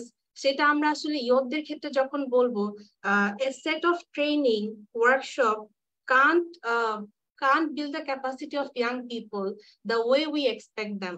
আমরা যখন, আমি বারবার বলছি, মিনিংফুল ইয়ুথ এঙ্গেজমেন্ট নিয়ে যখন আমরা কথা বলবো, তখন আমরা একজন ইয়ুথকে তার এজ, তার এডুকেশনাল ব্যাকগ্রাউন্ড, তার ইকোনমিক্যাল ব্যাকগ্রাউন্ড, দেয়ার আর আদার ফ্যাক্টরস যেটা নিয়ে আমরা তাকে জাজ করতে পারবো না। মানে এই প্রত্যেকটা স্ট্যাটাসের বাদ দিয়েও, if that person is a young person and they want to talk about their rights, আমি নারী পক্ষের তাহসিন আপার কথাটাই যদি আমি বলি, ওনারা কিন্তু একদম পাথরঘাটা, বরগুনা এইসব জায়গায় গিয়ে কাজ করেন। আমি নারী পক্ষের কাজ সম্পর্কে জানি। এন্ড আমি মিনিংফুল ইউথ এঙ্গেজমেন্ট মানে এই না যে পাথরঘাটার একজন কিশোরী সে জানবে যে একজন এমপির সাথে কিভাবে কথা বলতে হয় বা কি কি পলিসিস বাংলাদেশে আছে, কোন জায়গাটাতে আমাদের পরিবর্তন দরকার, সে কিন্তু বলবে তার স্টোরিটা, তাই না? সে অ্যাজ এ ইয়াং পার্সন বা অ্যাডোলসেন্ট সে কি এক্সপিরিয়েন্স করছে। নারী পক্ষ অ্যাজ এ সিএসও পার্টনার তার যে কাজটা সে করছে, সে একটা প্ল্যাটফর্ম দিচ্ছে। তো আমি ওই প্ল্যাটফর্মের কথাটা বলছি যে regardless of what background they have, আপনারা ওই প্ল্যাটফর্মটা ক্রিয়েট করেন ফর ইউথ পার্টনার্স, তারা যেন ওই প্ল্যাটফর্মে এসে তাদের রাইটস এর কথাটা বলতে পারে। And as capacity building is a process, through the process আমরা যখন কো ক্রিয়েশনে যাব, আমরা যখন একটা প্রজেক্ট কো ক্রিয়েট করবো একসাথে, দো সে হয়তোবা লক ফ্রেম বুঝবে না, সে হয়তোবা কিভাবে একটা কনসেপ্ট নোট লিখে জানে না, তার ইংলিশ হয়তোবা তত বেশি টেকনিক্যাল নলেজটা তার নেই, বাট সে কিন্তু জানে what is happening on the ground, সে কিন্তু জানে তার আসলে কোন জায়গাটাতে হেল্প দরকার। সো ওই অ্যাক্সেসটা তাকে দেওয়া, এটা জাস্ট ধরে না নেওয়া আচ্ছা ঠিক আছে সে হয়তোবা অনেক ভালো এডুকেশনাল ব্যাকগ্রাউন্ড থেকে আসছে না, সে হয়তোবা ওই টেকনিক্যাল টার্ম গুলো জানে না, তাকে তো এই টেকনিক্যাল জায়গাটাতে আমরা রাখতে পারবো না। আরেকটা জিনিস হচ্ছে আমি রিসেন্টলি, আমি জাস্ট একটু কানেক্ট করি, recently I am organizing a webinar, সেখানে ফার্স্টেই হচ্ছে একটা এক্সপার্ট প্যানেল বলে কথা হচ্ছে, সেখানে হচ্ছে কোনো ইয়থ রিপ্রেজেন্টেশন নেই, বাস তারা ধরেই নিয়েছে ইয়থস আর নট এক্সপার্ট, তারা হয়তো বা তাদের এক্সপার্ট নলেজটা নেই, তারা ডেটা নিয়ে কথা বলতে পারবে না। সো আমরা যদি রিসার্চের কথা বলি, লেটস বিলিভ, মানে let's trust in young people, let's invest in youth researchers as well. So ওই জায়গাটা থেকে বলা যে ওই ট্রাস্টটা বিল্ড করা, ওই ইন্টেনশনটা গ্রো করা, যে আমরা ইন্টেনশনাল ইয়থ পার্সনদের সাথে অ্যাড হব। FP 2030 কাজ নিয়ে জানতে চাচ্ছিলেন, FP 2030 as a global partnership, আমরা যেহেতু সরাসরি কোন ধরনের ইমপ্লিমেন্টেশন বা প্রোগ্রামেটিক কাজ করি না, আমরা যেটা করি সেটা হচ্ছে আমরা বিভিন্ন government, donor agency and CSO পার্টনারদের সাথে কাজ করি, এবং আমাদের ইয়ুথ এঙ্গেজমেন্ট নিয়ে একটা ফোকাসই হচ্ছে যে আমাদের প্রত্যেকটা কমিটমেন্ট মেকিং কান্ট্রি এবং আমাদের ডোনার্স যারা আছেন, মেজর ডোনার্স, তারা মিনিংফুল ইয়ুথ এঙ্গেজমেন্টের যে অ্যাকচুয়াল জিস্ট সেটা তাদের কাজে রিফ্লেক্ট করবে, এবং থ্রু দেম আমরা আসলে গ্লোবালি ডিফারেন্ট রিজিয়ন আমরা ওদের সাথে কানেক্টেড হতে চাই। এন্ড আজকে আমি বলবো it's a good opportunity for me as well, আমি সবাইকে আজকে যারা এই প্ল্যাটফর্মে আছেন, FP 2030 ইজ কোয়াইট ওপেন, আপনাদের আমরা ডেটা নিয়েও কাজ করি, সো ওই ডেটা সোর্স গুলো যেরকম ওপেন, আমরা আপনাদের কাছ থেকে জানতে চাই, বিশেষ করে যারা ইয়ুথ অর্গানাইজেশন আছেন আজকে আমাদের দেশে বা আমাদের রিজিয়নে, আমরা আসলে অ্যাকাউন্টেবিলিটি বলেন, রিসার্চ বলেন, ডেটা বলেন, আমরা অনেক কিছুই করছি, বাট অনেক কিছুই করার আছে। তো আপনারা যদি FP 2030 কে রিচ করে এটা জানাতে পারেন যে হোয়াট কুড বি ডান মোর, নতুন এমন কি আসলে the way youth and adolescents are accessing family planning services, the way they are accessing SRHR services, সেটা চেঞ্জ হবে। So currently we are doing our policy reform, so সেখানে আপনাদের অনেক বড় একটা জায়গা আছে, মেবি থ্রু আস আপনারা আমাদের এশিয়া প্যাসিফিক হাবকেও রিচ করতে পারেন, যে কি করলে আমরা আসলে এটা চেঞ্জ করতে পারবো, because there are policies, there are accountability mechanisms, there are consensus statements, but if these things are not working, what else would work? আমরা সেই জায়গাটাতে এখন ফোকাস করতে চাচ্ছি। Thank you. Thank you so much, Sadia Apu. I think it was super helpful. And ওই ব্যাপারটাই যে to let our youths make mistakes, তাই না? যে আমাদের এক্সপার্টদের সাথে যখন কাজ করবে, they might goof up, they might stumble, but সেখান থেকেই পরবর্তীতে সে যখন একটা জায়গায় নিজেকে প্রেজেন্ট করবে, রিপ্রেজেন্ট করবে, আগের মিস্টেক গুলো থেকে শিখে আরো ফাইন টিউন হয়ে যাবে। সো আমরাও এটা ইয়ুথ পলিসি ফোরাম থেকেও আমরা এটা চেষ্টা করি যে সবসময় হয়তো সবসময় লিডকেই রিপ্রেজেন্ট করতে না দিয়ে আমাদের যারা অ্যাসোসিয়েটসরা আছে, যাদের মধ্যে পটেনশিয়াল আছে এবং যাদের পটেনশিয়াল গ্রো করছে, তাদেরকেও পাঠানো, ফিল্ডে হোক, অনলাইনে হোক, just to have that practical exposure. এটা কখনোই হাতে কলমে ছাড়া শেখা সম্ভব না। আমি একটু জয়িতা আপুর কাছে যাব before giving the floor to our organizations. Our organizations will give their brief introduction, এবং তারা আপনাদের আজকে আজকের আলোচনাটার বেসিসেই তাদের মতামতটা নিয়ে একটু কথা বলবেন। But I'm very intrigued to know from Joyita আপু, যেহেতু আপু চাইল্ড রাইটস অ্যাডভোকেট হিসেবে কাজ করছে। আমরা শুরু করেছিলাম ম্যারিড কাপল দিয়ে, আমরা এক ধাপ পিছিয়ে গিয়ে আজকে ইয়তদের নিয়ে কথা বলছি। বা জয়িতা আপু যেটা বলছিল যে একটা টিনেজ যদি ঠিক তার যখন পিরিয়ড হচ্ছে বা সে একটা মেল হলে সে যখন তার ফিজিক্যাল চেঞ্জ দিয়ে যাচ্ছে, তখন জানার থেকে 1 বছর আগে জানলে সে হয়তো অতটা ভয় পাবে না বা সে প্রিপেয়ার থাকবে হোয়াটস কামিং, এবং also there are other related issues as well. So আপু যখন চাইল্ড রাইটস নিয়ে কাজ করছো, তুমি কোন এজ গ্রুপটাকে ফোকাস করছো? আমার ফার্স্ট কোয়েশ্চেন সেটা। এবং সেক্ষেত্রে এই এসআরএইচ এর রিলেটেড অ্যাওয়ারনেস গুলো দিয়ে কি কাজ হচ্ছে উইথ সেই টেন্ডার এজের আমাদের ইয়াং মাইন্ডসদের নিয়ে, সেটা একটু জানতে চাবো। Thank you for giving me the space. আমি যদি একটু ইন্টারেস্টিংলি বলি যে আমরা যখন এসআরএইচ নিয়ে কথা বলি তখন বলি এজ অ্যাপ্রোপ্রিয়েট ইনফরমেশন, রাইট? যে আমরা কোন এজে কোন ইনফরমেশনটা দিব, কতটুকু ইনফরমেশন দিব। আমি যেটা মনে করি 3 বছর পর থেকেই কিন্তু আমরা এসআরএইচ এর এডুকেশন একটা বেবিকে দেওয়া শুরু করি। এটা যখন আমি বলি সবার কাছে একটু কনফিউশন লাগে যে এসআরএইচ এর কিভাবে আমরা দিচ্ছি। আমরা যখন বডি পার্টস শিখাচ্ছি সেটাও কিন্তু it's a part of SRH এর এডুকেশন। সো আমি যখন এটা নিয়ে গ্রাসরুট লেভেলে কথা বলছিলাম, আমি যখন টিচারদের সাথে এগুলো নিয়ে কথা বলছিলাম, তো টিচাররা বলছে যে না, এটা আমরা তো আসলে হ্যাঁ 8-9 এর বেবিদেরকে বাচ্চাদেরকে হয়তো আমরা দিতে পারবো, কিন্তু আমরা ছোট বাচ্চাদেরকে কিভাবে দিব, অথবা প্লে গ্রুপ নার্সারি বাচ্চাদেরকে কিভাবে দেবো? It's just body parts. Age appropriate sexual and reproductive health rights নিয়ে আমরা যদি কথা বলি, তাহলে হচ্ছে বডি পার্টস থেকে শুরু হয় আমাদের সেক্সুয়াল অ্যান্ড রিপ্রোডাক্টিভ এডুকেশনটা দেওয়া। এরপরে আসে হচ্ছে আমাদের বডি পার্টস গুলো কিভাবে বড় হচ্ছে, good touch, bad touch, consent should come like in a very early age. এটা যখন আমরা মাথায়, একটা ছেলে হোক একটা মেয়ে হোক, যখন আমরা মাথায় ঢুকিয়ে দিতে পারবো না, তখন ওদের প্র্যাকটিসের মধ্যে চলে আসে। সো প্রথমে আমরা কাজ করছি বডি পার্টস নিয়ে। বডি পার্টস গুলো ঠিক মতো বলা, পিনাস বা জায়না, এই কথাগুলো, এই ওয়ার্ড গুলো আটার করাই কিন্তু আমাদের জন্য একটা অনেক বড় ব্যাপার আমাদের কালচারে। তো এইগুলো যেন ওরা ফ্লুয়েন্টলি, ওরা যেন নর্মালি একটা ভাবে কথাটা বলতে পারে যে আমার এখানে প্রবলেম, ওটা হচ্ছে এটা। তারপরে আসে হচ্ছে গুড টাচ, ব্যাড টাচ, এটাও এসআরএইচ এর একটা ভাইটাল পার্ট। কনসেন্ট, তারপরে সেটা করতে করতে হয়তো 9-10 বছর চলে আসে। আর আমরা এখন দেখতে পাচ্ছি গত 100 বছর আগে যেটা ছিল যে বাচ্চাদের, মেয়েদের পার্টিকুলারলি যদি আমি বলি, সেটা হচ্ছে 14-15 বছর, 16 বছর বয়সে গিয়ে পিরিয়ড স্টার্ট হতো, অথবা ছেলেদেরও চেঞ্জেস আসতো হচ্ছে 14-15 পরে। কিন্তু আমাদের টেকনোলজিক্যাল যে আপগ্রেডেড হচ্ছে, আমাদের খাদ্য অভ্যাস যেটা পাল্টিয়েছে, আমরা এখন দেখি 10-11 বছর বয়সেই মেয়েদের পিরিয়ড শুরু হয়ে যাচ্ছে, ছেলেদের কণ্ঠস্বর ভাঙছে, ছেলেদের ফিজিক্যাল চেঞ্জেস আসছে।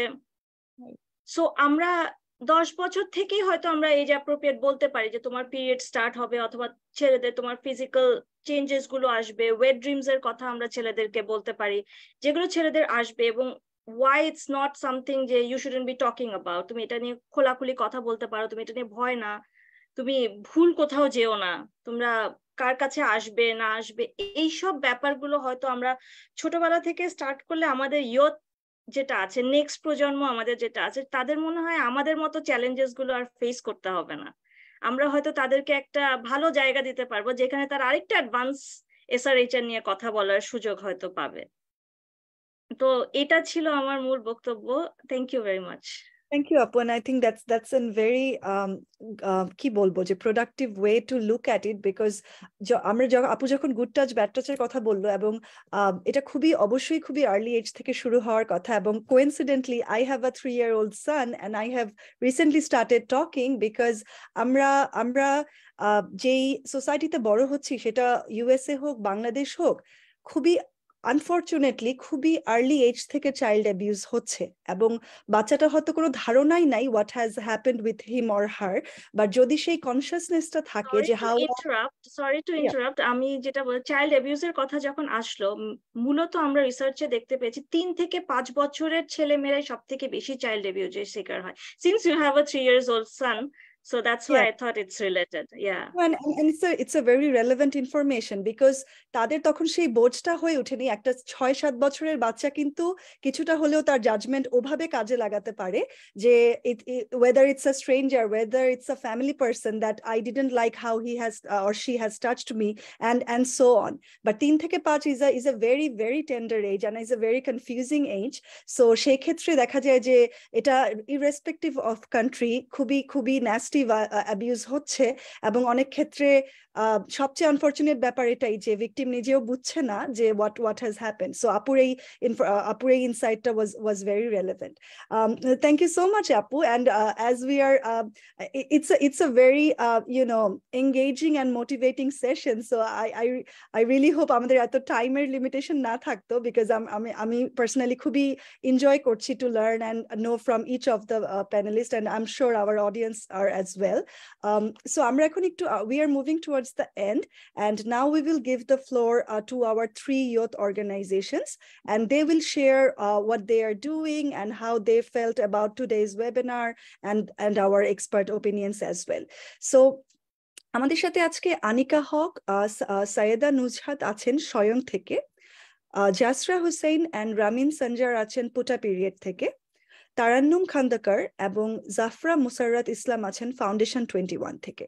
সো আমি ফার্স্টে পুটা পিরিয়ড অর্গানাইজেশনকে আপুদের বলছি যে to represent their organization and also to share insights on today's webinar, and then we will go to Shoyong and lastly to Foundation 21 before I proceed to the concluding remarks. Thank you so much.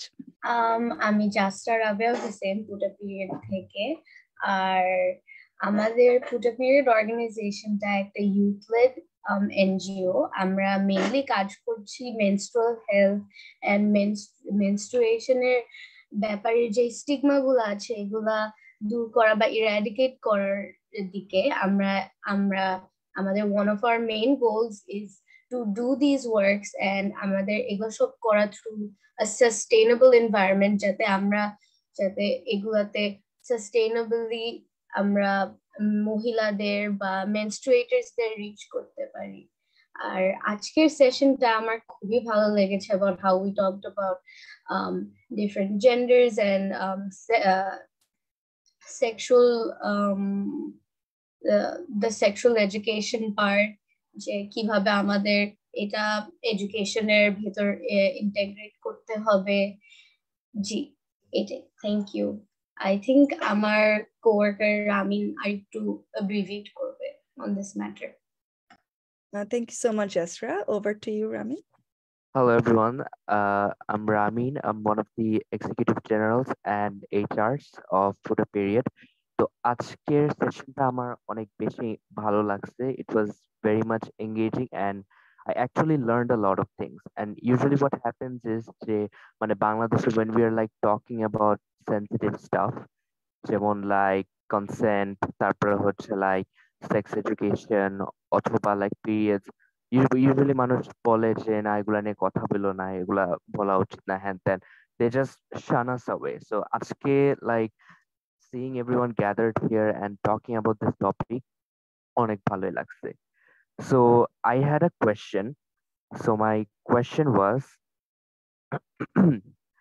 since one of the main goals of our organization is working towards eliminating social stigmas while maintaining sustainability, how can we maintain that level of sustainability while we continue our work, or how can society maintain that level of sustainability?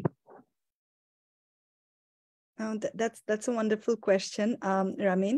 Can we have one of our panelists to take the question, please? If I may. Sure, sir. Well, thank you very much, Ramin.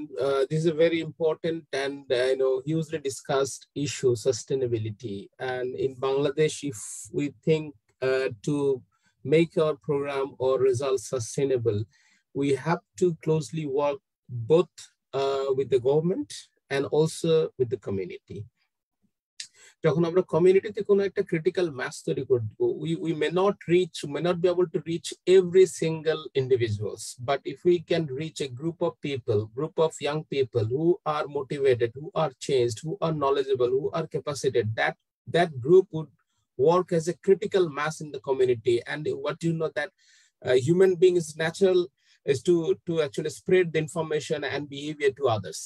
So আমরা যদি এরকম একটা critical mass তৈরি করতে পারি, I hope that the community work will sustain and motivated work.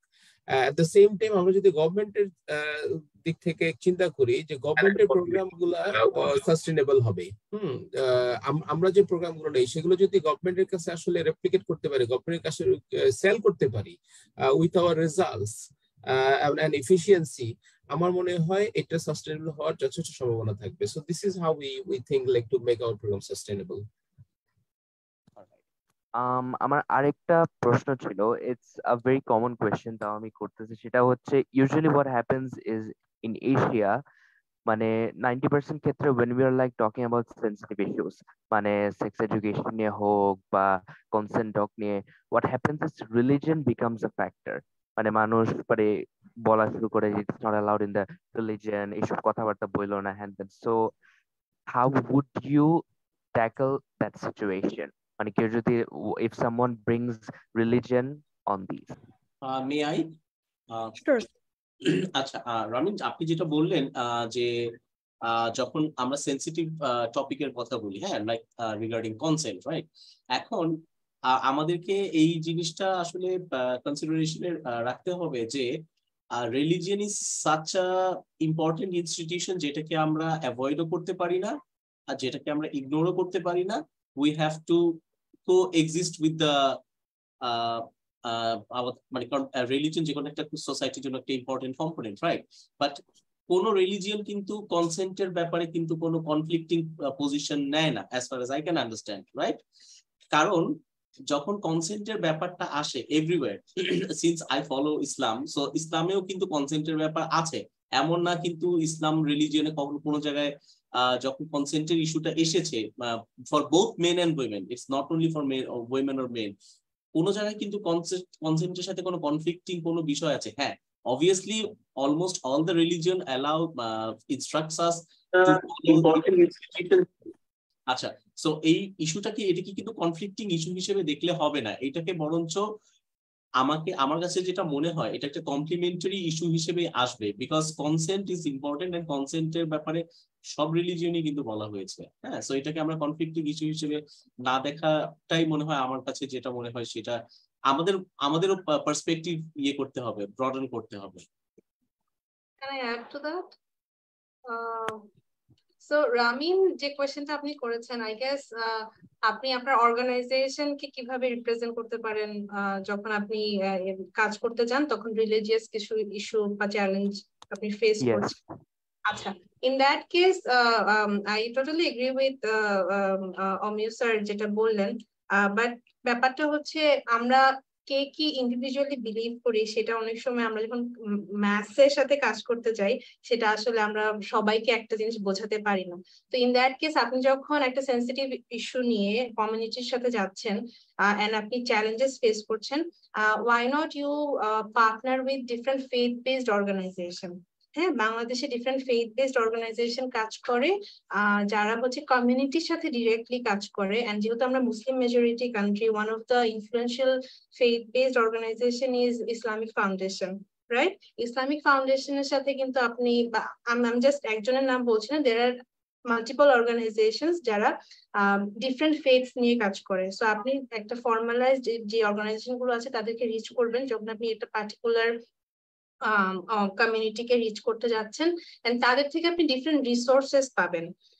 সেই resource গুলো দেখবেন যে তাদের অলরেডি স্ট্রাকচার করাই আছে, যে হয়তোবা দলিত যে কমিউনিটি আছে তাদের সাথে কিভাবে কথা বললে তাদের সেন্সিটিভিটিটাকেও রেসপেক্ট করা হয় এবং আপনি যে মেসেজটা দিতে চাচ্ছেন সেটাও আপনি দিতে পারছেন।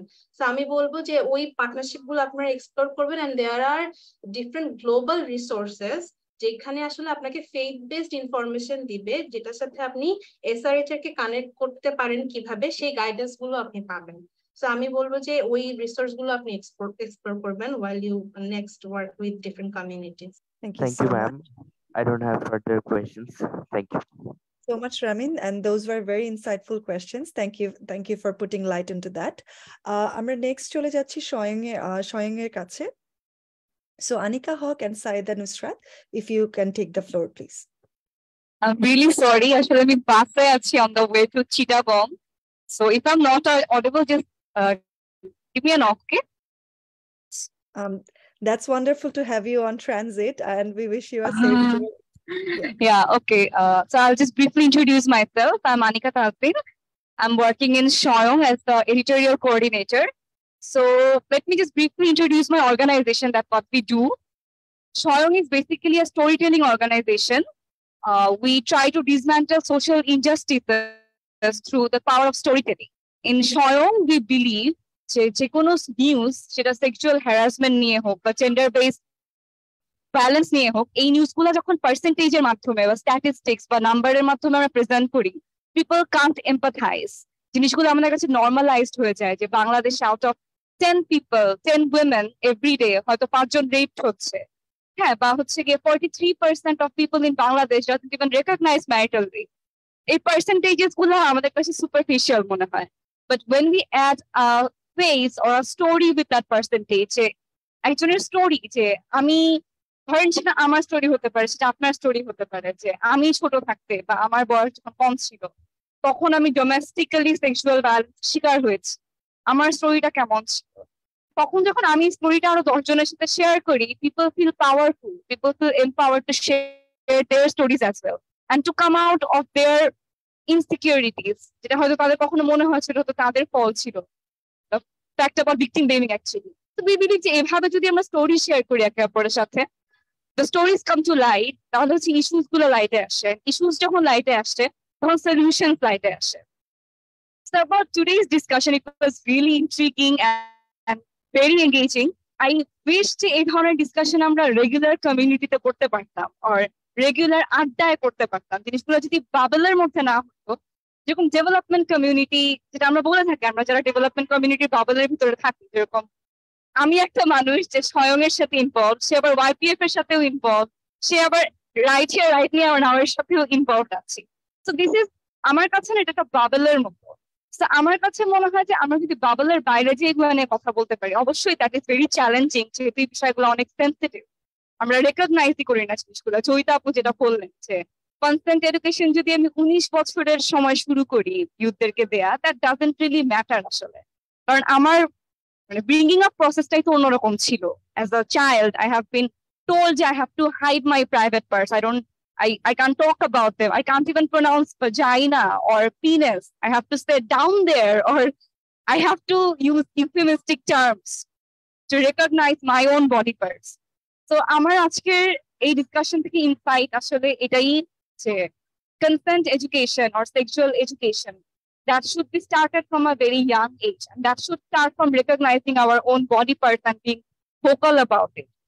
And with that, if we can share our stories, if we have a ground to share our stories with each other, যে হ্যাঁ আমার সাথেও তো এটা হয়েছে, and that is unfair, that is injustice, তাহলে আমার কাছে মনে হয় যে ম্যারিটাল রেপের মতো বিশাল প্রবলেম গুলো আজকে আমরা ফেস করতেছি, যেখানে আমাদের কনস্টিটিউশন জিনিসটাকে রেকগনিশন দিচ্ছে না, আবার কনস্টিটিউশনাল লুপহোলস এখন এক্সিস্ট করে। আমার মনে হয় যখন আমরা কনস্টিটিউশন বা লিগাল লুপহোল গুলাকে কোয়েশ্চেন করতে চাই, সেটাকে কোয়েশ্চেন করার আগে আমাদের আসলে সোসাইটাল প্রবলেম গুলোকে অ্যাড্রেস করা উচিত, যে how actually why am I not talking about it, why consent doesn't matter, why a person is thinking that my আমরা এই জিনিসগুলোকে সোসাইটাল বা রুট লেভেল থেকে বা রিলিজিয়াস সুপারস্টিশন থেকে জিনিসগুলোকে আমরা অ্যাড্রেস করতে পারি, that would be a much.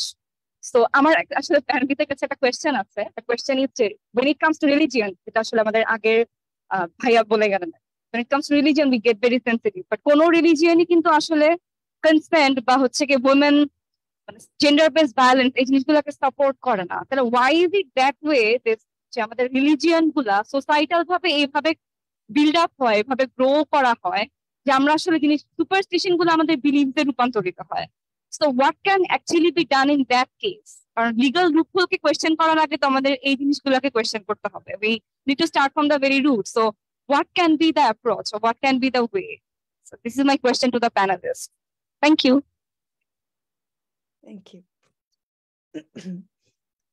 If we have one of our panelists to answer that, please.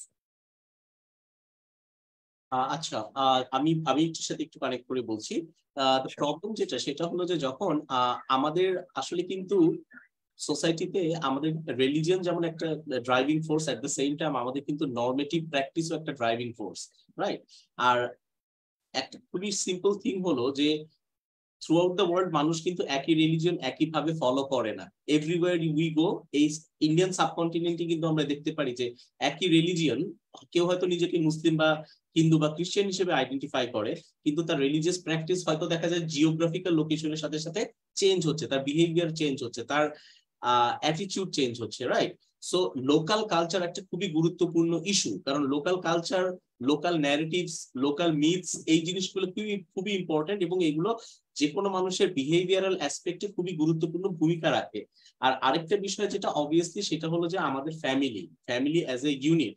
So একটা ছেলে বা একটা মেয়ে যদি কালচার অফ ভায়োলেন্সে বড় হতে থাকে, সে কিন্তু এটাকেই স্বাভাবিক ধরে নিবে, সে কিন্তু এটাই ধরে নিবে যে men are supposed to be dominant and women are supposed to be silent when it comes to intimate partner violence or a greater sense of gender-based violence, right? কারণ যখন আমাকে বলা হবে যে men are given authority over women, বা এটাকে মিসইন্টারপ্রিটেশন করে যদি কারোর সাথে সামনে উপস্থাপন করা হয়, তখন ছেলেরা কিন্তু একটা সেন্স অফ এন্টাইটেলমেন্ট পেয়ে যায় যে I have some sort of divine power or religious power or I have some sort of এখন বিষয়টা হলো যে আমরা যখন এই ন্যারেটিভস গুলোকে কারেক্ট না করতে পারবো, এই যে সাদিয়াই মনে হয় একটা চমৎকার কথা বললেন যে ফেইথ বেসড অর্গানাইজেশন যেগুলো আছে, যারা আমাদের বিভিন্ন মানে গ্রাসরুট লেভেলে যারা কাজ করেন, আমরা তাদেরকে কিন্তু খুব বেশি এনগেজড, অনেক সময় দেখা যায় যে ডেভেলপমেন্টের মেইন স্ট্রিমে তাদেরকে এনগেজ করা হয় না, বিকজ তাতে প্রবলেমটা কি হয় যে আমাদের যে রিলিজিয়নের ন্যারেটিভসটা থাকে সেটা আমরা এমন মানুষজনের কাছ থেকে পাচ্ছি যারা নিজেরাই হয়তো খুব বেশি এডুকেটেড না বা ওয়েল অ্যাওয়্যার না regarding the religious scriptures and other things, right? So তারা একটা জিনিস যেটা রেপ্লিকেটেড হয়ে তাদের কাছে জেনারেশন টু জেনারেশন তাদের কাছে ট্রান্সফার হয়, তারা সেই জিনিসটাই কিন্তু ডিসামিনেট করেন রাদার দেন অ্যাকচুয়ালি প্রপার। কারণ ইনহেরেন্টলি কোনো রিলিজিয়ন কিন্তু বলে না যে ভায়োলেন্ট হও, ইনহেরেন্টলি কোনো রিলিজিয়ন কিন্তু বলে না যে কনসেন্টের এগেইনস্টে যাও, ইনহেরেন্টলি কোনো রিলিজিয়ন কিন্তু বলে না যে যদি কেউ দুর্বলও থাকে তার উপর তুমি কি অত্যাচার করো। এটা as far as my understanding goes, আমি এটা মনে করি। তাহলে তারপরও কেন হচ্ছে? তারপরে হচ্ছে এই কারণে, বিকজ এই যে ন্যারেটিভ গুলো তাদের সামনে প্রপারলি রিপ্রেজেন্টেড হচ্ছে না। সেটা হয়তো এডুকেশনাল ইনস্টিটিউশনে বলেন, সেটা হয়তো আমাদের পলিসি লেভেলে বলেন, সেটা হয়তো আমাদের যারা লোকাল লিডার বা ইনফ্লুয়েন্সিয়াল পিপল যারা আছে তাদের কাছ থেকে বলেন। তো আর আরেকটা বিষয় যেটা খুবই ইম্পর্টেন্ট সেটা হলো যে ফ্যামিলিতে একটা ভালো, এখন আমার একটা ছেলে বা একটা মেয়ে তার বাবা মার কাছে যদি মন খুলে কথা বলতে না পারে, তাহলে সে কথাটা কার কাছে বলবে? সে কথাটা বলবে এমন একজনের কাছে, বা সেই ইনফরমেশনটা এমন একজনের কাছে সিক করবে যে নিজেই হয়তো প্রপার ইনফরমেশনটা জানেন, রাইট? সো তখন যেটা হয়, এই জায়গাটাতে যে গ্যাপটা তৈরি হয়, এটা কিন্তু আমাদের অনেকগুলো প্রবলেমের মেইন রিজন, বি ইট জেন্ডার বেসড ভায়োলেন্স, বি ইট আমাদের SRHR ইস্যুস দিয়ে যে আমাদের ল্যাকিংস রয়ে গেছে। এবং শুধু তাই না, আমাদের যে সাস্টেনেবিলিটির একটা কোয়েশ্চেন আসলে, যেটা আমাদের ওই যে জাস্টরা মনে হয় বললেন যে সাস্টেনেবিলিটির ইস্যুটা কিভাবে আমরা অ্যাড্রেস করতে পারি, এইটাও কিন্তু আমাদের একটা প্রোগ্রাম, একটা পলিসি কিন্তু কখনোই সাস্টেনেবল হবে না আনলেস আনটিল এটাকে আমরা একদম ভেরি ফাউন্ডেশন অফ দ্য সোসাইটিতে আমরা ইনকর্পোরেট না করতে পারি। Thank you so much sir. আমরা এখন আমাদের লাস্ট যে অর্গানাইজেশন আছে তাদের কাছে যাচ্ছি। সো তারান্নুম খন্দকার এবং জাফরা মুসাররত ইসলাম আছেন ফাউন্ডেশন 21 থেকে। If you could briefly introduce yourself এবং আপনাদের ওপিনিয়নটা শেয়ার করেন। Hi everyone, this is Zafra from Foundation 21. I am an HR of Foundation 21. So let's talk about Foundation 21 Halka. Foundation 21 is a youth-led organization, non-profit of course, working towards improving menstrual hygiene, fighting period poverty, breaking the taboo and spreading awareness regarding menstruation and SRHR. So if I have to tell, aske event niye ekটু, it was really helpful. So usually যেটা হয় যে SRHR নিয়ে আমাদের যারা youth আমরা যারা আছি, আমরা যারা কাজ করি, ওদের ভিতরে জিনিসটা থেকে যায়, আমরা নিজেরাই আমাদের বয়সী জেনারেশনের কথা বলছি।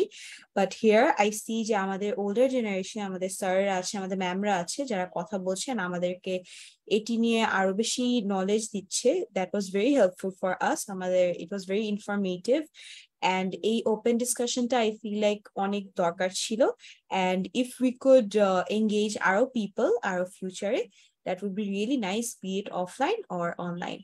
So I didn't have any question from my side, but I feel like my co-worker Tarannum has some. So Tarannum, you have the floor. Thank you so much, guys, for today. Thank you, Zafra.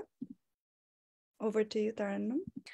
My name is Tarannum Khondakar, and I'm a communications officer in Foundation 21. Foundation 21 is really grateful to be invited to this discussion, and we can't wait to have such more discussions in the future. This was a very engaging and thoughtful webinar, and I'm really grateful to be a part of it. I just had one question. As Foundation 21 is mostly involved in spreading exposure on taboo topics such as menstruation to the people, to the lower educated class of people in Bangladesh and those that are less unfortunate, how do we ensure that taboo subjects that we preach about is taken in more that it's more accepted and people are more comfortable talking about it? So how do we ensure that people can do that? Thanks, Tarannum, for the question. I think you are doing a wonderful job while already you are talking about it. So you are already engaging young people and adolescent people the way you can. One thing that to tap the taboo or eradicate the stigma, you have to talk about it more and more. There is no other option. So the more you talk about it, the more you get close to the community, the more you get close to the policymakers, like making them understand why it's important for young people, the more stigma get busted.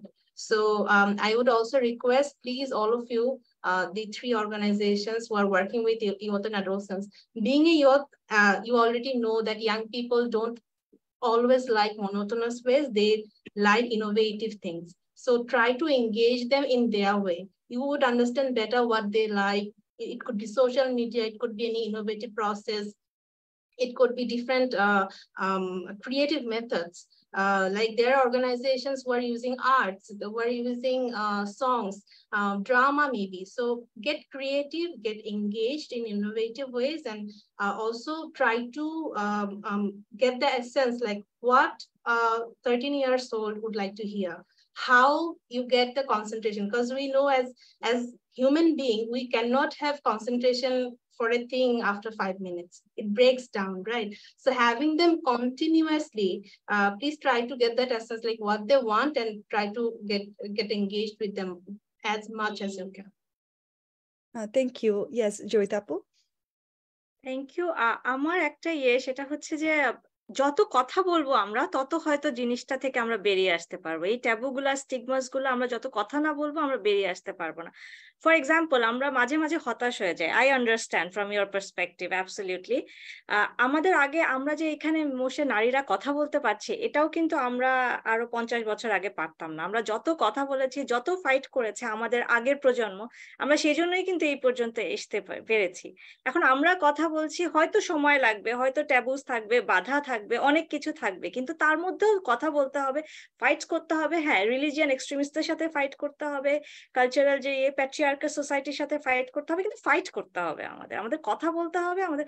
এবং fight মানে not aggressive fight, but কিভাবে করে coexist করে, যেটা অমিয় ভাই বলছিলেন যে coexist কিভাবে করা যায়, সেটা আমাদের চিন্তা করতে হবে এবং ওভাবে করে আমাদের আগাতে হবে। তাহলে হয়তো আমরা আরো সামনে এটা নিয়ে আরো বেশি ওপেনলি কথা বলতে পারবো। ধন্যবাদ। থ্যাংক ইউ আপু। এবং ছোট্ট করে একটু আপুর কন্টিনিউশনই বলতে চাই যে আপু যেটা বললো যে আজকের এখানে আমাদের মেল বা female পার্টিসিপেশনটা, and it was very refreshing for me to see Ramin working in Puta period, because to have that interest in our male generation is also, I would say, a huge progress, এবং that's very commendable. So thank you.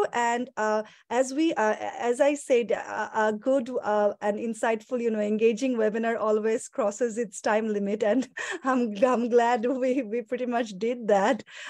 So I will just have a little concluding remarks, and I will just give the floor to our panelists to have their final words before I conclude. So আমি আপনাদের প্রত্যেককেই আমাদের each of our panelists today আমি অসম্ভব ধন্যবাদ দিতে চাই that all of you are busy professionals, আপনারা আপনাদের অনেক কমিটমেন্ট থাকে, বাট তারপরও উইকেন্ডে YPF এর এই প্রয়াসটাকে আপনারা যে এতক্ষণ সময় দিয়েছেন এবং you went into in depth knowledge sharing with our viewers, সেটার জন্য আমি খুবই grateful. And আমি বলবো যে আজকে আমরা অবশ্যই আমরা শুরু করেছিলাম নারীর ক্ষমতায়নে অগ্রসর হওয়ার ক্ষেত্রে অগ্রগতি, চ্যালেঞ্জ এবং সুযোগের উপরে কথা বলা, বাট যেটা আই এম গ্ল্যাড যে আমরা YPF থেকেও চাচ্ছি যে এটা শুধু অনলি ওমেন এম্পাওয়ারমেন্ট না, ইটস লাইক আমাদের gender empowerment more likely. So প্রতিটা জেন্ডারের এই SRHR রিলেটেড নলেজ থাকা, অ্যাওয়ারনেস থাকা, যেন তারা নলেজটা পেলে তারা তাদের সারাউন্ডিং এ সেটা ডিসেমিনেট করতে পারে, সেটাই আমরা করতে চাচ্ছি। এবং BRAC gave us this wonderful opportunity to take us at the youth led organization as well. So আমি ধন্যবাদ জানাচ্ছি আপনাদের সময়ের জন্য। অ্যান্ড YPF এর পক্ষ থেকে আমি বলতে চাবো যে we always have a very enthusiastic set of team working behind, be it a webinar, be it a in-person meetup. There's no time clock, so সবাই সবার জায়গা থেকে এবং পৃথিবীর যে কোনো প্রান্ত থেকে কাজ করছি। সো আমি বর্তমানে USA তে আছি, এরকম আমরা সব দেশেই আমাদের রিপ্রেজেন্টেটিভরা আছে, বাংলাদেশে তো আছেই, এবং আমাদের ম্যাক্সিমাম পপুলেশনই হচ্ছে যারা হয়তো মাত্র ইউনিভার্সিটি শুরু করেছে, কলেজে আছে। সো এই উদ্যোগগুলো যেন কন্টিনিউড থাকে, আমরা সেদিকেই চেষ্টা করছি। আমি একটু সবশেষে থ্যাংক ইউ দিতে চাবো আমাদের অডিয়েন্সদের to have such wonderful questions as well. And I would like to thank my very supportive team, আমাদের YPF এর co-founder Abir Hassan, for always inspiring us with his unwavering support, our very efficient project lead Shamaila Mahbub, and she's the project lead for this SRHR project that we are doing. We have a super resourceful co-lead, Anika Bushra, who worked very late for the last couple of days to make everything possible and accessible for me, and she connected with each of the panelists as well. So thank you so much, Anika. We have a very capable steering committee working behind of this project, and crafting the way it's going. And I'll also pass my thanks to Rubayat for your wonderful presentation, and Mahapara, she's joining us from Australia, for making today's webinar to cruise through as smooth as possible it could be. So I would just go to our panelists for a brief minute to share their concluding remarks. And yeah, please, if any of you would like to volunteer. Thank you very much for this organization of this very timely required webinar for young people. And I think all the panelists definitely agree that we all enjoyed together and could actually express our kind of free opinion, receive questions, and also learn a lot from everyone's speech. আমি শুধু শেষে একটা prophet Muhammad একটা saying বলবো, যেখানে উনি বলেছেন যে 3 জন ব্যক্তি নিষ্ঠুর, তার মধ্যে একজনের কথা বলেছেন যিনি তার স্ত্রীর সাথে শারীরিক সম্পর্ক করেন কোনো ধরনের ফোর প্লে ছাড়া। এই কথাটা বললাম এই কারণে যে রিলিজিয়ান, আমি যেহেতু ইসলাম প্র্যাকটিস করি এই জন্য বলছি যে রিলিজিয়ান কিভাবে প্লেজার এডুকেশনটাকেও সাপোর্ট করে। সো এটা আমাদেরকে মাথায় রাখতে হবে যে আসলে এই যে ভায়োলেন্স বা যেটা বলছি সেটা কিন্তু একটা কালচারাল নর্মস এর মাধ্যমে আসলে চলে আসতেছে ট্রেডিশনালি আমাদের সোসাইটিতে, এবং রিলিজিয়ন ডেফিনেটলি একটা strong driver of developing social norms. কিন্তু যেটা হয় কি যে পাওয়ার ডাইনামিক্স এর অ্যাঙ্গেল থেকে কন্ট্রোল করার জন্য রিলিজিয়নটাকে অনেক সময় ব্যবহার করা হয়। সো অনেকে প্রশ্ন করছিলেন এই রিলেটেড, তো আমি ফাইনাল সাজেশনটা দিব আসলে we need to know what is there in religion. আমরা যারা ফলো করি বা করি না, কিন্তু যাদেরকে কনফ্রন্ট করি রিলিজিয়ানে যারা কথা বলেন তাদেরকে, সুতরাং তাদের সাথে কথা বলার জন্য আসলে we need to know what is there in religion, in Islam, in Christianity, in every other religion. So we need to know. Thank you very much. Thank you sir. Thank you. এটা খুবই engaging একটা platform ছিল। আমি YPF এর সাথে এটার মধ্যে first কাজ করতে পেরে আমার খুবই ভালো লাগছে। এখানে সবাই এত বেশি নলেজেবল, এত রিসোর্স তাদের কাছে। আমরা যদি আরেকবার এটা করতে পারি অথবা আরো কয়েকবার করতে পারি হয়তো খুবই ভালো হবে। আমাদের আরো যারা কোয়ালিশন পার্টনার্স আছে তাদেরকেও যদি আমরা অনবোর্ড আনতে পারি তাহলে হয়তো এটা আরো বেশি ফ্রুটফুল হবে। Thank you very much everybody, it was wonderful. Absolutely. Sadi আপু? As like Joyita Apu, thanks to everyone. আসলে আমি খুব এনজয় করেছি প্যানেলটা, and YPF এর সাথে এটা আমার first introduction, so I really liked it. And yes, thanks to Anika, তার অনেক বেশি prompt follow-ups ছিল।